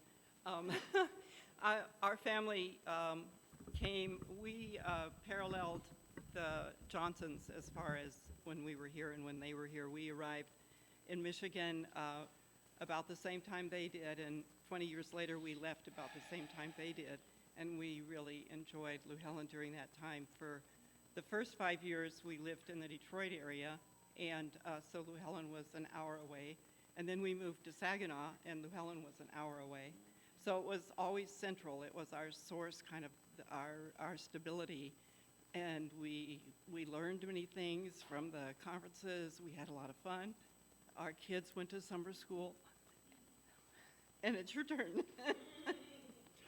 I was always impressed when we came to Louhelen for a weekend that the license plates were from all over the countryside. There were people coming here, families usually, from Ohio and Illinois and Indiana and Michigan. And it was a real center. We'd all kind of coalesce for a weekend and then go our different ways, but take a lot with us. Yeah. Yeah. And I remember, it's a common theme among the children especially, and older people. I heard it even a week ago from an adult who was here and had to go back into, as John he was distinguishing between what's real and what isn't, and this gentleman described it as our current culture, and he was like, there's a sadness when you leave Louhelen because you have to figure out how to navigate the culture in which we currently live in once you leave Louhelen, but that is our challenge. Yeah. Nope. I did. I'm Roxy. This is John, and this is my husband, Damon. Thank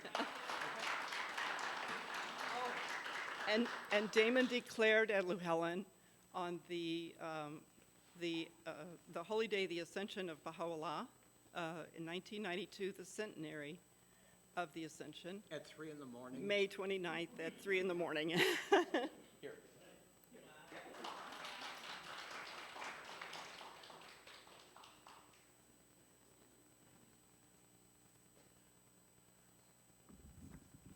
Pesky little mask.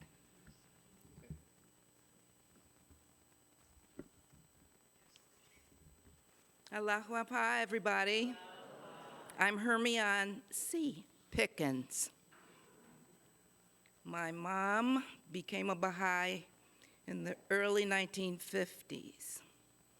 She was taught by a group of about, first she was taught by Joy Earl and Eulalia Bobo, who was travel teaching all over the place. But she was also consolidated by a group of 5 Baha'i couples who lived in the suburbs. We lived in little bitty Royal Oak Township, just off of 8 Mile, and but not the Detroit side, the other side. And we were surrounded by all these white communities. And these Baha'is, Bob and Barbara Wilson, Harold and Marge Johnson, Wallace and Shirley Baldwin, Stan and Betty Brogan, and the Springstons, Bob and Betty Springston. And they really confirmed my mom in the faith. My dad said that he was a Baptist, so that remained. Anyway, my older sisters were coming to Louhelen as youth in the mid-50s, 1950s, and I was not old enough. I was 5 or 6. And every time they would go to Louhelen for summer or winter, I would have an attitude for the entire duration of their departure. And when they came back with all their lovely arts and crafts and things, I couldn't wait to dismantle them all. Until I was old enough to come. Things changed. But we would come, my niece and I, we were raised really as sisters, for the trip up just to drop them off. And we were so happy to be here in the olden days, the old buildings that were here. Couldn't stay overnight because we were too young. But one of the buildings had a double set of stairs, 2 flights of stairs. And you could see through the stairs. They were outside the building. My niece and I decided we were going exploring. And we walked up the first flight, yay. And then we walked up the second flight very carefully. And when we got to the top, we may as well have been at the summit of Mount Everest, because it was going to take the fire department to get us down, because we were so afraid of being up that high. We didn't see how high up we were going until we got to the top, and it was too late, too sad. Anyway, too bad. And my mom was so upset with us because we had gotten away and got up those stairs. But anyway, I couldn't wait till I was old enough to stay overnight, and when that happened, it was dead of winter. And the place that Krista was mentioning, that over the gym, what's the gym? We stayed in those dorms, wasps and all. And at night, you had to go to the roundhouse for the restroom. And it was like an Arctic trek. And all we did was went down the stairs and over to the building and back. But here at that time, there was not a lot of heat, in the wintertime. You came at your own risk. And, but we wanted to be here, meeting people, new people, enjoying the camaraderie that just flowed and oozed from this environment. So we were happy campers on the one hand. But we got over those kinds of things. And then we got to the point where coming to Louhelen, as was mentioned earlier, that things became a little treacherous. And so we had to close the school down and travel from place to place to have Louhelen Bahai School, which I remember going to Grand Rapids and other places to hold Bahai School, and it was wonderful because you still got to see the same people. You still got to, and folks came from everywhere, not just Michigan, not just the connecting states. They came from everywhere. And it was just wonderful to see our friends like that on a regular basis.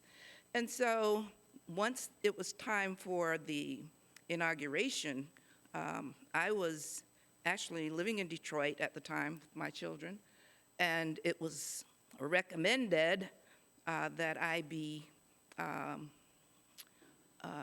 apply for a position here as registrar for the school.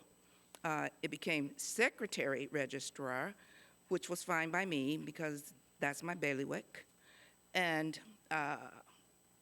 I do remember that day that everybody's referenced, that first day. There were so many things that if it could go wrong, yes, it did. But we survived it all. It was because people gave 3,000% of themselves. And so it was just like that. And we were so inspired, we just powered through everything that went wrong. And it was set right. And so many things after that. I thought that I was going to be taking notes, from dictation. And Jeff and Bluey, they weren't having any of that. I was considered an equal partner in the relationship, which was amazing to me. And so I had to step up my game if I was going to be serving here. But it was such a wonderful environment, getting to meet people from literally all over the world, and having to do 2,000-piece mailings on a regular basis. You get to know names, zip codes, all kinds of things. And so that really broadened my scope of learning in terms of who Baha'is really were and where they were. It was just a wonderful, wonderful, wonderful experience. We progressed through various stages in our collective development. I remember the theme in terms of operations here. It was, we don't do anything. We go from macro to small to micro in our thinking. We start out really, really big, and if it doesn't work, then we reduce it down to something else manageable. But we never thought that, we would dream really big about what we could do, what could happen here. And it was just a warm, loving environment. Yes, my children were here, Emily and the rest of the crew. And yeah, they did, when our backs were turned, run the school. And it was just a marvelous environment, getting to know all of these people here, developing relationships with the wider community. We had Madge from Davison Township. She opened up her Montessori school in the back where the children's classes are. We had Mr. Denlinger with his group coming every Friday night. I don't even know what they did, but they were here every Friday night. I remember General Motors popping in with their seminars and whatever back here. We had all kinds of groups that would come in. We had the Deltas from Detroit, women, all of these red outfits. I bought one of their T-shirts because it was a Martin Luther King T-shirt that said dreams, and it had these letters that corresponded to each words that corresponded to each letter. And I remember how impressed they were. I don't know how they happened to hear me, but I was back there. They were all over here. I was reciting the long healing prayer. And they were like, what is that? And they had never heard anything that rhythmic, that was spiritual, that was, so uplifting. As Baha'is, we kind of take things for granted because we see it all the time, we say it all the time, we do it all the time, whatever all the time. But for people who have never heard these things before, it's like a really bright light. And so we had all kinds of people here. I can't think of the name, but you know what it is, the women, they have pink cars. Mary Kay. They were here all the time. They were here all the time. We had events here where people came in, they had their crystals, they had, I can't think of all the stuff that they had, and they read your aura, all this kind of stuff. Whatever we could do safely, lovingly, we did it. We allowed it to happen here because people felt safe here. People felt that this was, as was expressed earlier, humanity in action. And we once had a wedding of a Jewish person and a, what was it? One was Jewish and the other one was Baptist, I believe. That's what it was. And neither would get married in the other person's place of worship. So they got married here. We had a rabbi and a priest. And they did the wedding and everything separately like that, and then they joined together. It was fantastic. I think there was an article about it in the news, whatever. But anyway, and we forged relationships, as was mentioned earlier, with the University of Michigan, Flint, Mott Community College, and the International Institute, we used all the time for other types of events that were collaborative. But anyway, I won't continue, but I just wanted to say that this is an amazing gathering here, acknowledging 40 years. I didn't even think of it as having been 40 years ago, but I guess it was.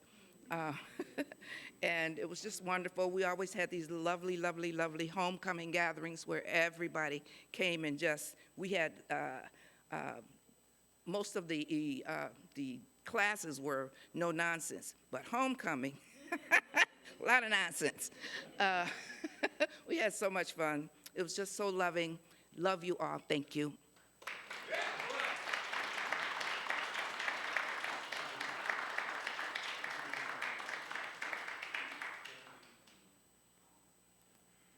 Aloha, dear friends.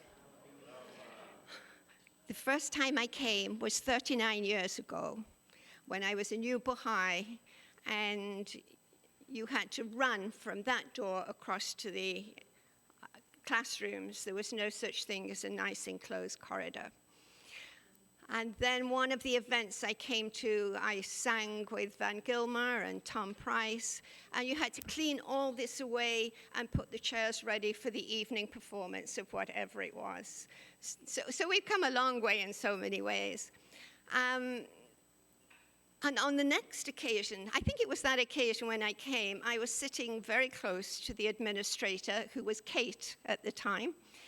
And I said, would you be offended if I did a little bit of weeding? Because I'm a compulsive weeder. And her husband got up and left the table. And I thought, well, there's your answer, Sheila. I think. And then he came back, not late, a few minutes later with my bucket, my gloves, and my tools. And that was the beginning of my service here. And I was living in Chicago for a while at the time, and I said, I have to come through in September. I can do a few more days. And they said, oh, yes, please. Yes, please do. And I arrived in September, and they said, we have another little job that we might like you to do for us.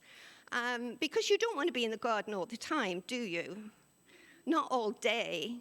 So what was set up in one of the classrooms was the beginning of the archives for this community.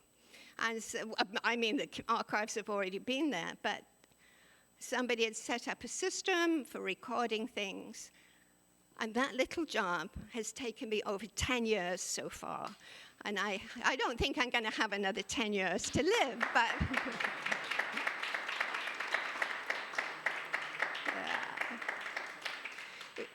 But it is. This is the most wonderful place. I live in Canada, so when I drive across the border and I drive into here, it's the most wonderful feeling to anticipate. There's no question, and I'm sure you would all agree, that there is a difference here. If you can't ever afford to go on pilgrimage, come to Louhelen. It's magic. Yes, I did. Oh, did I not give my name? I want to remain incognito. No, I'm Sheila Idwine, and I live, at the moment, I'm also a pioneer, but at the moment I live in Hamilton, Ontario. Thank you for taking the time to hear me.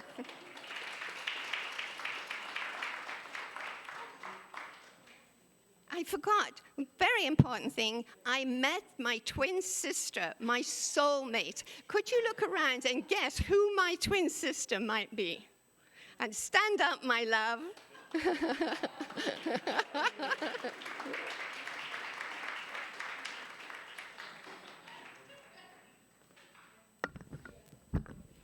I just want to...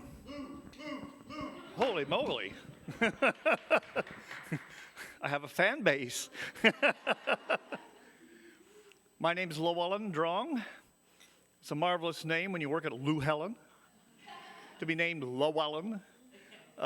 In fact, I remember one time there were some guests who had arrived early, and I was in the vicinity of the front here, and somebody, I was with a couple of other staff members, and somebody was introducing us around to the new arrivals, and somebody said, and this is Louhelen Drong, and the faces opened up, and the jaws dropped, and the hands went out. We had to disabuse them. No. But that was a memorable moment, you know.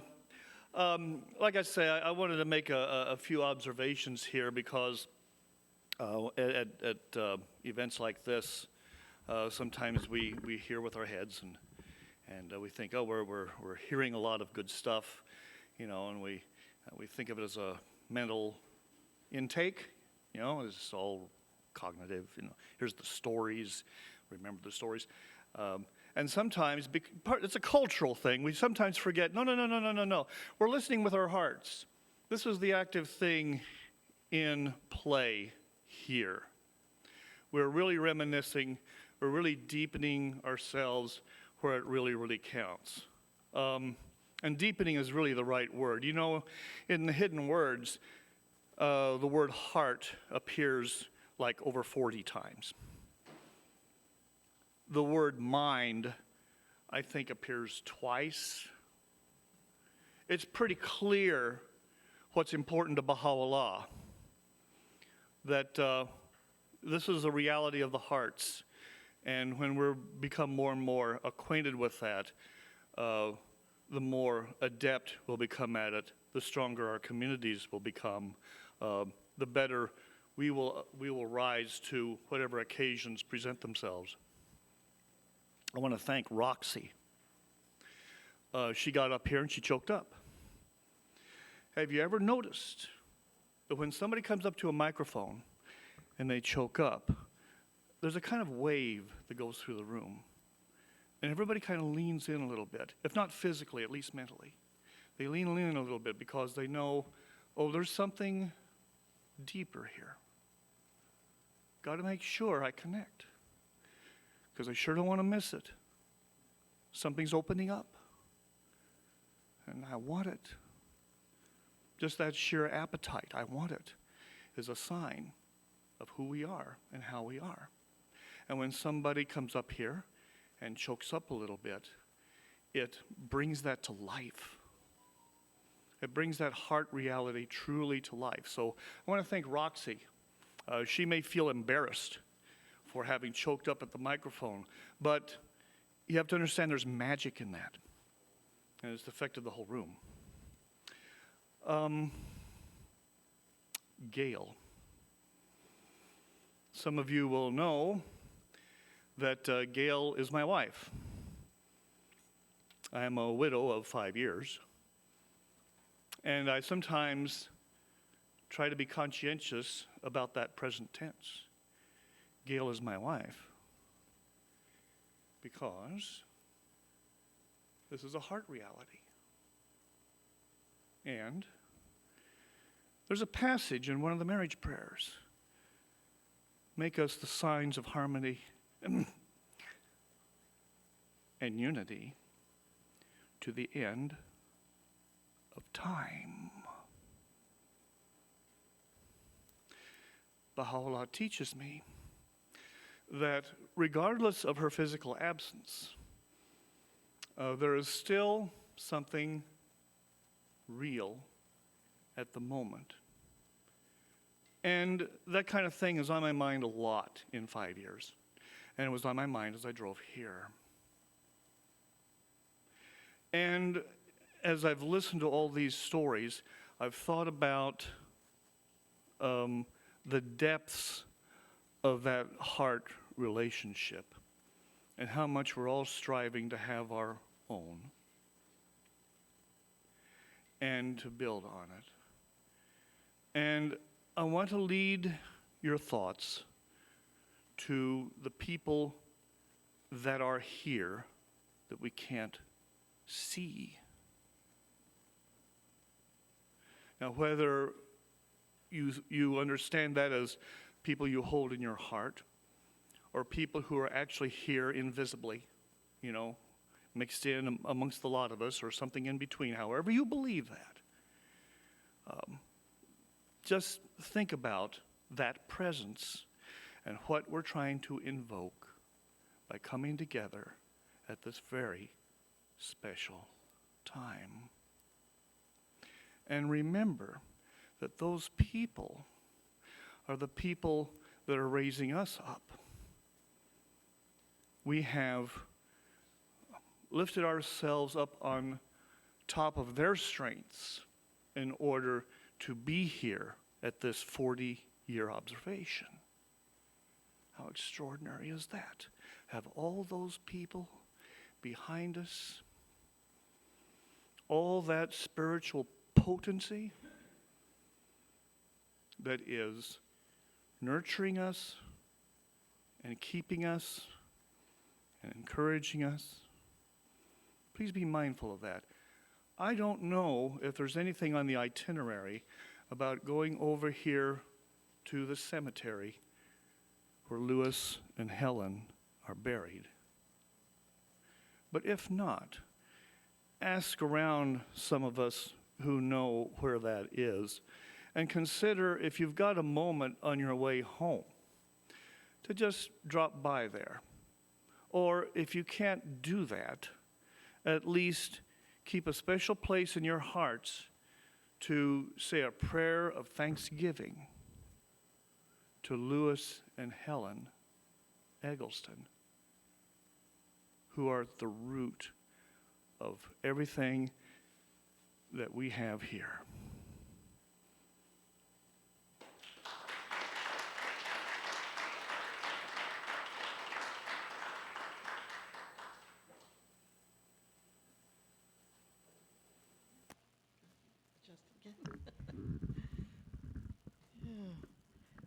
Can people hear me?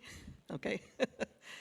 Yes, I'm sure that my parents, Margaret and Michael Jamer, are here today. They've passed on, and they were great growing up in, well, my mother and growing up in Michigan and becoming a Baha'i.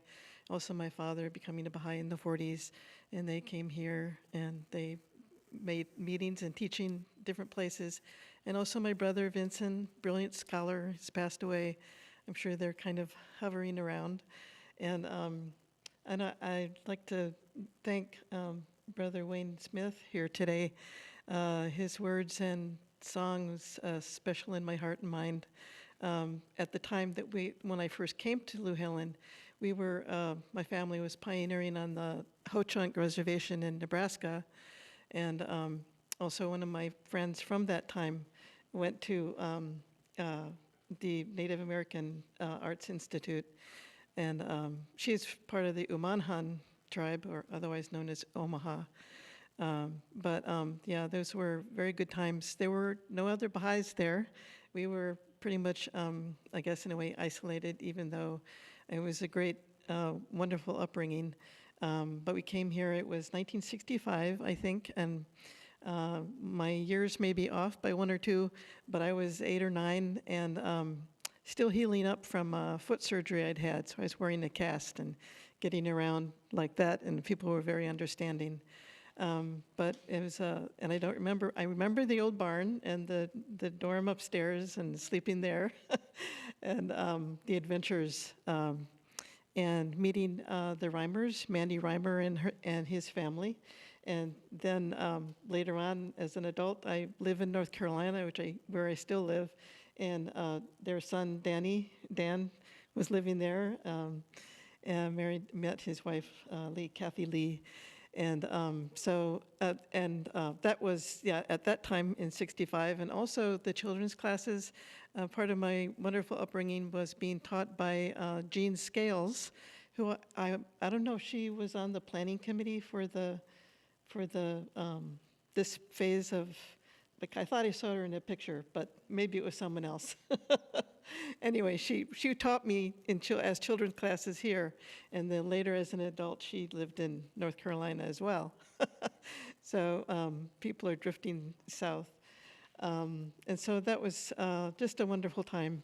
And so I'm just really grateful that it was here. I came again in 1972. I think it was before that year of 73 with my parents at that time, and joined in a family course that was going on at the time. It might have been one of the family reunion that week. So anyway, it's just it's wonderful to be back, and I don't know if I'll be back again, but it's certainly wonderful to be here now.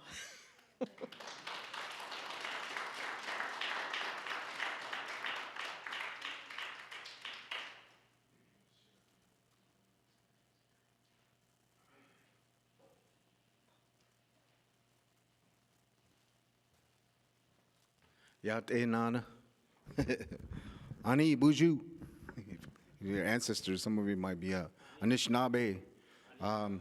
This is the Anishinaabe, I guess they're where they used to wander through here. So that's why I say Ani buju. So that's their greeting way. So I just wanted to share with you just some of the things. When I came here, I went through my high school, I graduated, and I came here to Louhelen in 1991, and not knowing anything, just I arrived here. I just they sent 2 students to get me at the Bishop Airport, and then I came here, and I was like, wow, you know, I don't know anybody. So I just remember like a couple of people sitting at the table and just kind of like wandering around talking to them and getting to know them. And it turned out that there's a guy that I knew. He was my roommate. His name was Richie Huerta. I kind of lost the touch with him, but he was like the first guy that I got to know. And then it was Alex Teki, and then pretty soon it was Pierre, and then others, you know, Shahram, Shamim, you know, these Persian brothers. And so I got to know them, and then I used to go out there, way out, but there's a creek back there, and we used to give offerings to the tree, you know, say prayers. And so as we were going to school, you know, part of this, we had a routine. We had a van that came right here. We had to get in the van to go to Mott College or to Flint, U of M. And so those are like interesting what would go on, you know. And then, of course, you had the fast, and then would ring the bell, you know, and you had to get up early to get something to eat. So that was the whole thing was like this whole routine. I had to start to get myself into a routine. So, but a lot of it was challenging, but it was the reason why I'm saying it's challenging, just lifestyle, because I come from the reservation where I was raised in a Hogan and then taught about the whole concept of life in a Hogan, and then I ended up living in a house. But then I was going to boarding school too. So in the boarding school, we couldn't speak our language. Like what I'm saying to you, I couldn't say these things to you there, but now I can. So and so that's what I'm thankful for, and I'm thankful for the Baha'i faith for accepting me into their circle. And then at the same time, it's just kind of like I started looking for the similarities instead of the differences. That's kind of where try to look for that universal, when they talk about universal peace, you know. In the Navajo way, we say hojon go kenastlin or hojon or sa'anare bik hojon. These words are part of that peace and that harmony and balance, and living in that way with your own confidence and your own happiness and your own peacefulness. So that's kind of what I was learning here. And then the challenges here of learning our differences of culture and the way we talk, you know, even though we had a hard time, it seems as though how the situation would work itself out, and then eventually it's like we're all coming back together as community, talking and sharing. And Louhelen, sometimes we would go to the powwows and different areas. Before I got into really getting into the powwow, I talked to my uncle, who was a Navajo code talker, and he said, you're going to be doing all these things, so you might as well start getting used to this. So when I started doing my dancing, I wanted to reflect my outfit to reflect back on everything. So I made an outfit that had the rising sun and the setting sun that had to do with the faith. The setting sun was the revelation of the Bob, you know, as he was leaving this, you know, he left this world early, and then Baha'u'llah was the new dawn, bringing that new teaching. So in the same way, it's a sense with the Navajo teaching there's a ceremony that we have in the 9-night ceremony, which has to do with two dancers, and they both have 12 feathers, and but their masks, they look different. So one is the announcer, and then the other one's the one that brings the teaching. So that's the similarity that I've been seeing all over different places with different culture.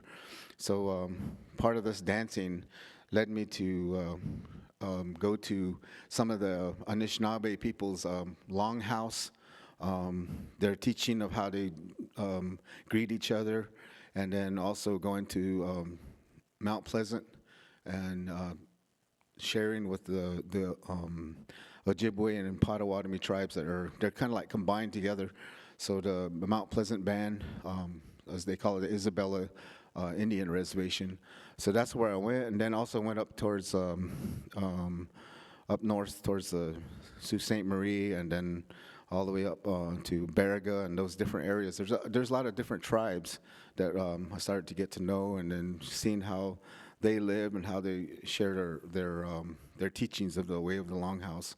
So it's very it was good. It was so that's what Louhelen has brought to me, was this establishing this relationship between different tribes and different nationalities. So this school has played a lot, a good role. So I wanted to share that with all of you, that how it's connected me with the community, and it also connected me to my mom here, Celia Perez Booth.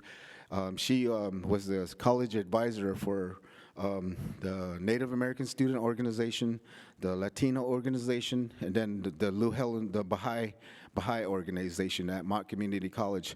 And as a result of that, in 1992, there was a run that they did across the nation. It was a Peace and Dignity run that went from Alaska all the way through the United States and then down to Mexico, where they met. It was a prophecy. It has to do with a prophecy of fulfillment. And then on the other side, South America, from the Patagonias all the way up through Peru, Argentina, all these different communities they ran, and they met at Mexico City. So there was the two tribes from North and South America that came together, and that was the prophecy of the eagle and the condor uniting. And as Celia participated, my mom participated in this run, the students wanted to show their support and to come together. So in solidarity. So what we did is we came together at the college and we planted a tree, and it's called the Peace and Dignity tree. So so that's kind of how I see it. I was looking at this banner right here. It has a tree, and Helen is the tree. So it kind of reminded me about the tree at Mott College, and then also like in the ceremony when the Lakotas have their Sundance, there's a ceremonial tree, and they do offerings to this tree, and it goes all the way down to what Bahala addressed about the Sadratul Mantaha, which is the tree beyond where there is no passing. So this tree is a very powerful concept, and it's a universal tree. So in the Navajo, our tree would be the corn stalk. So there's a lot of teaching behind this tree. So that's the reason why we ended up planting this tree at Mott Community College, and we've been celebrating for 30 years now. We just did that just recently, and so next year we're going to be doing it again. So I really welcome this Louhelen Bahai residential school, and the learning.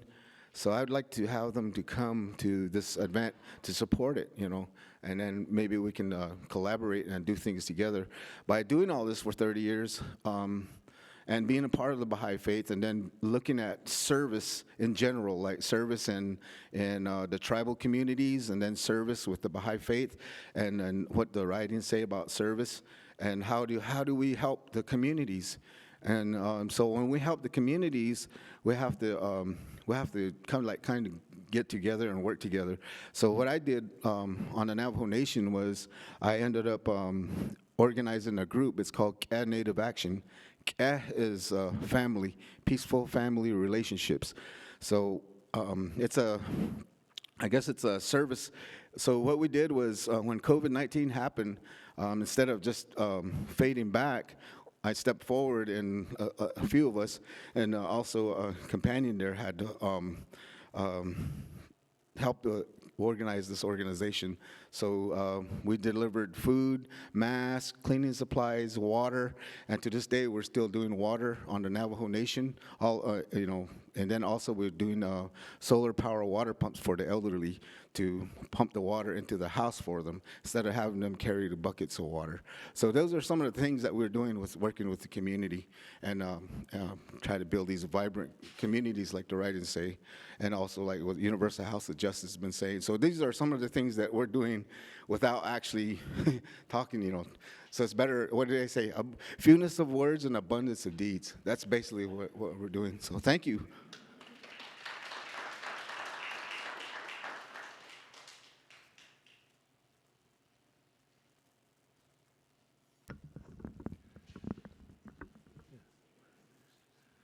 Thank you. So much has been said. What could anybody add to this beautiful event? My name's Ned Walker. I live in the Lansing area.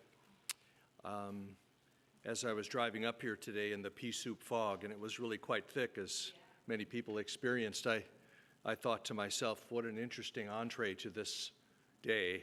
And I thought, well, what is the spirit that I'll encounter when I get here? And what spirit could I bring? And as our African friends know, if you invite people to come up to the microphone at a day when you're celebrating somebody's life or doing something like this, it can go all day, can't it? So I am very aware, we have our administrators over here, when are we ready to go to the next phase? But appreciate the opportunity to share, and it's been wonderful to hear everybody share. Wayne, when you described the two becoming one, beautiful. It's actually two trees on the thing, and I just was so reminded of what you said. Thank you for sharing that. And Louhelen? Yeah. The spirit I'm feeling is a spirit of confirmation. The spirit of service is so prevalent. I thank everybody for what you've done to bring us to this place. I was here, David showed the photo. David, where are you? There you are, standing. 1973, I was a brand new baby Baha'i. I was 17 years old. I had never experienced anything like what I experienced then in winter school. David Earl was there, Burton, on and on and on. So I just appreciate that spirit of service that's prevalent. And one of the interesting things that I've been thinking about in driving up here, and Jesselyn, by the way, who sends her love, she was unable to be here today, Jesselyn Ingram, but maybe online, I don't know. And we're thinking about Louhelen, and it's, in reflecting and looking back, are we walking into the future backwards, or are we walking into the future looking into the future?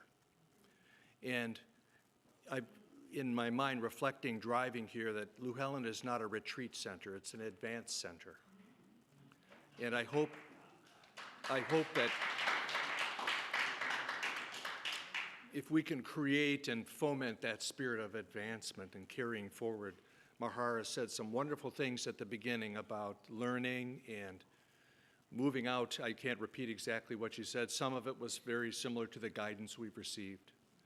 So I really appreciate that, and this idea that it's this metamorphosis of advancing. Yes, we can think about the wonderful things that have came before, but bringing that spirit forward and moving, advancing, and taking that spirit into what's coming next. So thank you so much. And by the way, I just wanted to say thank you to everyone who helped organize this event, because I'm very grateful personally. Thank you. Thank you.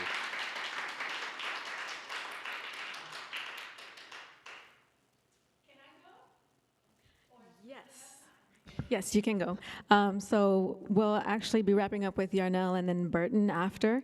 I could stay here all day, but I want to respect everyone's time and any other events or things that you have on your own schedule, and those who are joining us virtually.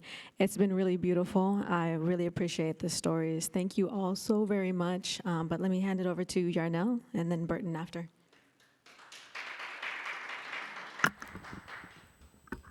To make a long story short, I was born in Brooklyn, New York. And at the age of 5, me, my mother, and 2 younger brothers moved to the boogie down Bronx, and that's where I learned how to survive and thrive.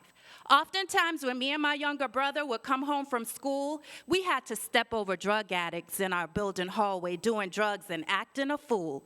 And sometimes that foolery took place in our own house. And sometimes that foolery took place in our own house. But I kept my eyes on the prize. I promised myself I would never compromise. From a young age, I wanted to be an entertainer and teacher. Then there were days you couldn't tell me I wouldn't be a preacher. So with twists and turns and ups and downs, as a preteen, we were Orangeburg, South Carolina bound. There, I was introduced to teachers and mentors who cared, who told us students of the hardships and challenges our ancestors had to bear just for us to get an education.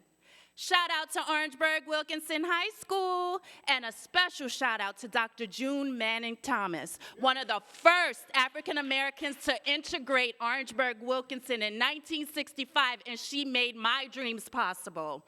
With twists and turns and ups and downs, I was Durham, North Carolina bound, paper chasing a bachelor's degree. I received a full basketball scholarship and got to go to Duke University for free.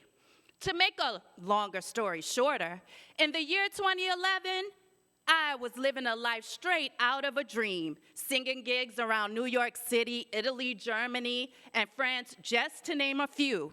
Yet by the end of year 2012, I started self-reflecting, and my old beliefs no longer rang true.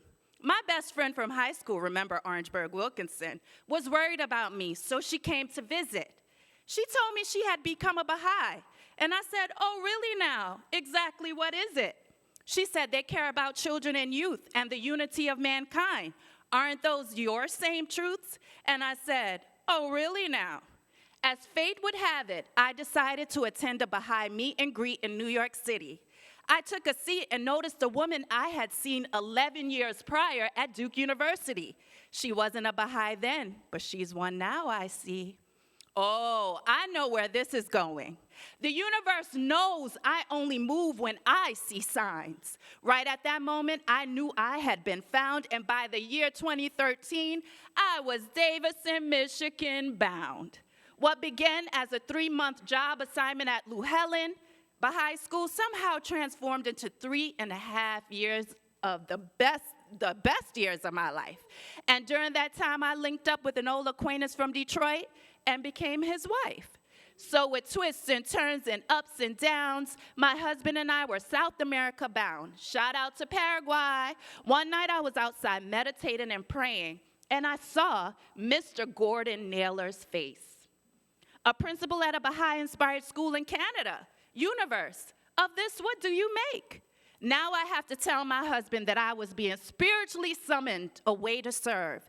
He gave me his blessing, said he would remain faithful. We gave each other our word.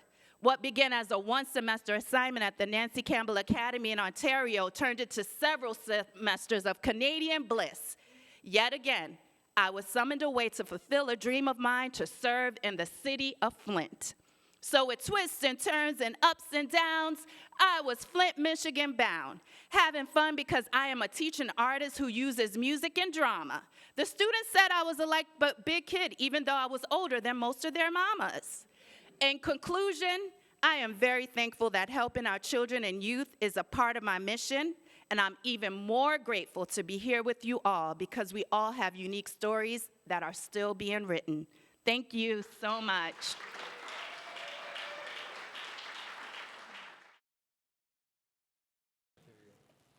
Teach ye the cause of God, O people of Baha. This is David and Joy Earl. My name is Burton Smith, and I want to recognize the gentleman that keeps wanting everybody to tell their name. That's Stephen Collins, the historian from North Carolina. Sally Jameer Collins is his wife. And Michael and Margaret Jameer were the first Baha'i marriage in Lansing, Michigan. Now, guess who else lived in Lansing, Michigan? Before she was Helen Eggleston, she was Helen Whitney. And when she was Helen Whitney, she wrote Aldo Baha about predestination and fate. And that response is in Selections from the Writings of Aldo Baha, number 167. Now, Helen Whitney came with her parents to Lansing, Michigan. And guess who she helped to establish in Lansing, Michigan? Some woman named Martha Root. Martha Root spoke in Lansing, Michigan. But there's a big, thick book involving Martha Root that doesn't mention Lansing, Michigan. It mentions Akron, Ohio, and it mentions Cleveland. And then she kind of goes across the state and then goes up to Duluth, Minnesota, where it's 40 below. But it still doesn't mention Lansing. Teach ye the cause of God, O people of Baha'i.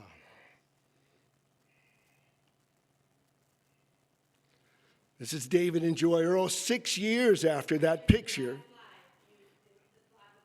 Okay, just a second. Hold on. That one? Okay, let's take this one off. Let's put this one on. Is this the slide you can see? Yes, it's the dinner table. This is the 100th anniversary, centennial celebration of the Baha'is in the Western world at the Stevens Hotel Ballroom in Chicago, Illinois, May 25th, 1944. Who do you see in the far left? Why, yes, you see Louis Gregory. Who's next to Louis Gregory?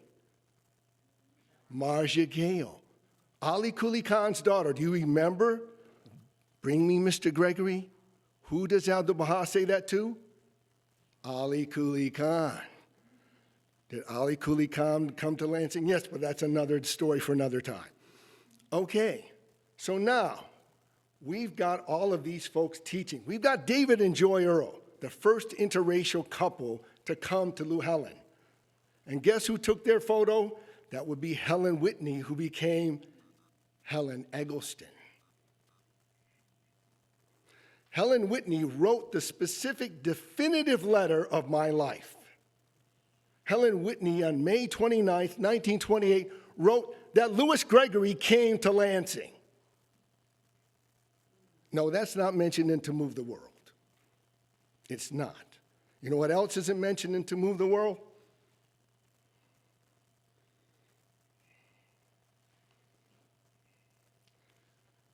This is Louis Gregory speaking in 1924 in Idlewild, Michigan. That's Black Eden for all y'all folk. At the guest of W.E.B. Du Bois and his wife. So what did Mr. Gregory say at Louhelen? I said at Idlewild. What did he say? If you read this really closely, you can see that it says they almost ran out of food at this barbecue because so many people came. There were more than 150 people at Paradise Gardens to hear Louis Gregory speak about the Baha'i faith.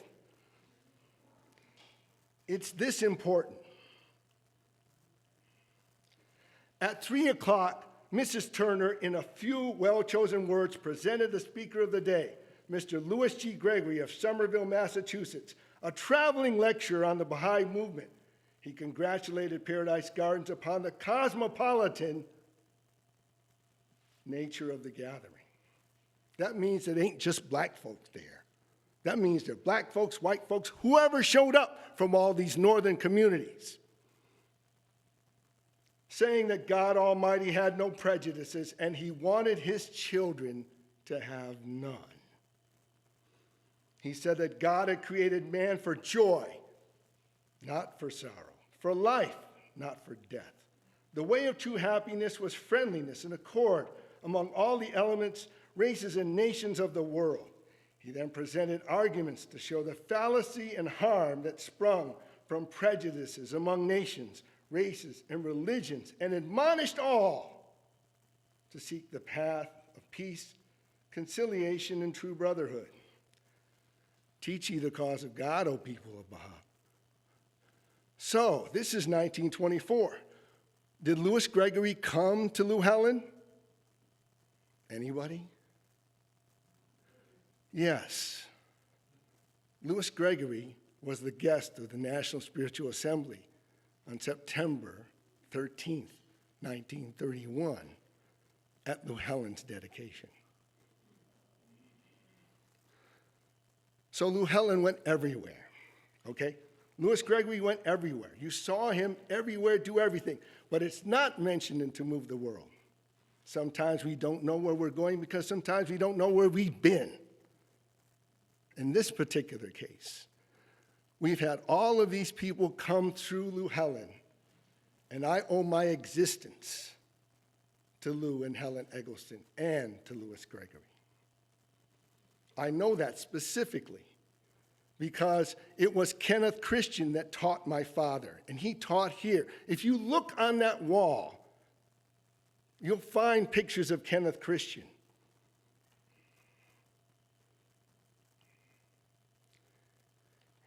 In the back of the bookstore, there's this photo. This is the 1952 photo of Lansing, Michigan. 5 of the people in this photo became Knights of Baha'u'llah. The 6th took the picture. My mother is holding the greatest name, along with Gene Farron of Olivet, Michigan. My father's in the back. I think you can recognize him. All of these people taught the faith, specifically in their own time, understanding the message of oneness. Teach ye the cause of God, O people of Baha. Soon will our handful of days. Thank you.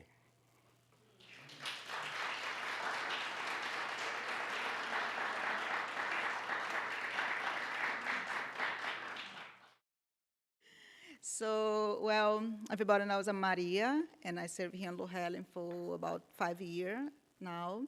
And just to end, I would like to thank you, everyone that made this event to happen. I will start with the RBC for the support to send email to the region, since I don't have the email for everybody, so the RBC gave us the support. And thank you to the volunteers that we have here. Start with David. Thank you so much. If you do not send that email, nothing's gonna happen. Thank you. Sheila, that drove away from Canada. She's here. She's take care of archive and library. Judy, where's Judy? She's the one that was on the entrance when everybody came. She came from California. She's helping here in Louhelen. Krista, that helped here a lot over the years. I have been seeing Krista here. Thank you so much for everything. CJ, thank you, CJ. Even today I put you to work. He came for celebration, but I put him to work. We have 2 other persons that's not here, but the girls that help here with clean and everything. So they are not staff, but they are people that come and help with us. We don't have staff for the hospital, so we have these 2 persons that come and help. Cecilia and Stephanie, they are not here, but also they were here yesterday, well, the day before, try to organize everything for everyone to be here. Burton, that just joined today, volunteer team. He's in the bookstore. The bookstore will be open. Friend wants to anything about the bookstore, Burton will be there. He's gonna serve there. Staff, I want to thank Fred. Everybody know Fred take care of the whole facility inside and outside, so it's a lot of work. And Anna, that's not here, but everybody know Anna, 30 years she's here. She's retiring in January, so we might gonna have another celebration days to say thank you to Anna for all the 3 decades of work on Louhelen. And Sharon, that is here. She's served here for many years. Stand up, Sharon. She served here for many years. Now she's retired. She's resting, but she's here. Thank you so much, Sharon. We really appreciate everyone that, did I forget anybody? Yeah, I appreciate everyone for being here and share their story. And please, this table has some things that it's taking giveaway, and the other table, Sheila put some books outside also that is in access, so friends are welcome to have. The library. Yeah, in the library there's a number of pictures, art that were around the school, and we're changing things a little bit, and things shift and rotate out, and so they're available for you to choose one for yourself and take with you. Yeah. Please enjoy, and I hope everybody likes. Sure. So on the itinerary, we have the weather permitting, casual yard games for the family will be available. And I did put a wiffle ball bat and some softball balls and some things right outside the courtyard. There's not a whole lot of youth, but the youth get involved and adults can be kids too. So if we want to play a wiffle ball game or something, we can do that. And then Fred Kester has 3 trees that he sent a photo to me yesterday. And I think I did promise Ned a gator ride for some kind of tour around. I just wanted to say, if anybody wants to participate in the service, you can help us plant some trees too. Yeah, thank you so much. I can just add that we're kind of at the end of leaf fall, but there's still some beautiful color out there. If you want to walk the trail, it's open. If you want to go over to the refuge before you leave, that's open. Enjoy Louhelen. It's beautiful and welcoming. Yeah, what a blessing today to have a beautiful day. We pray, we talk to the weather committee, so they collaborate with us today. Thank you so much, everyone. Please enjoy. Thank you. I was going to say, this is if anybody else has wanted to go.